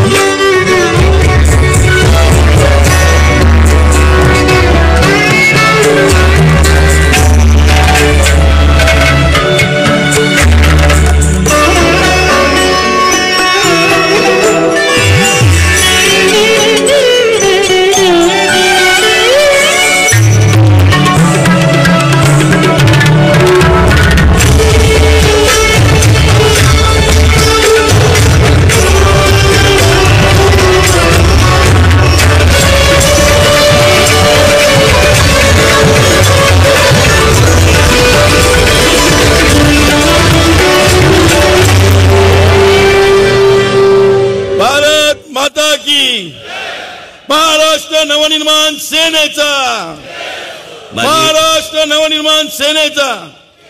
माझी सर्व बांधवांना विनंती आहे की इथे ज्या माता भगिनी आलेल्या आहेत त्यांना सर्वप्रथम जाण्यासाठी आपण रस्ता करून द्यावा. धन्यवाद.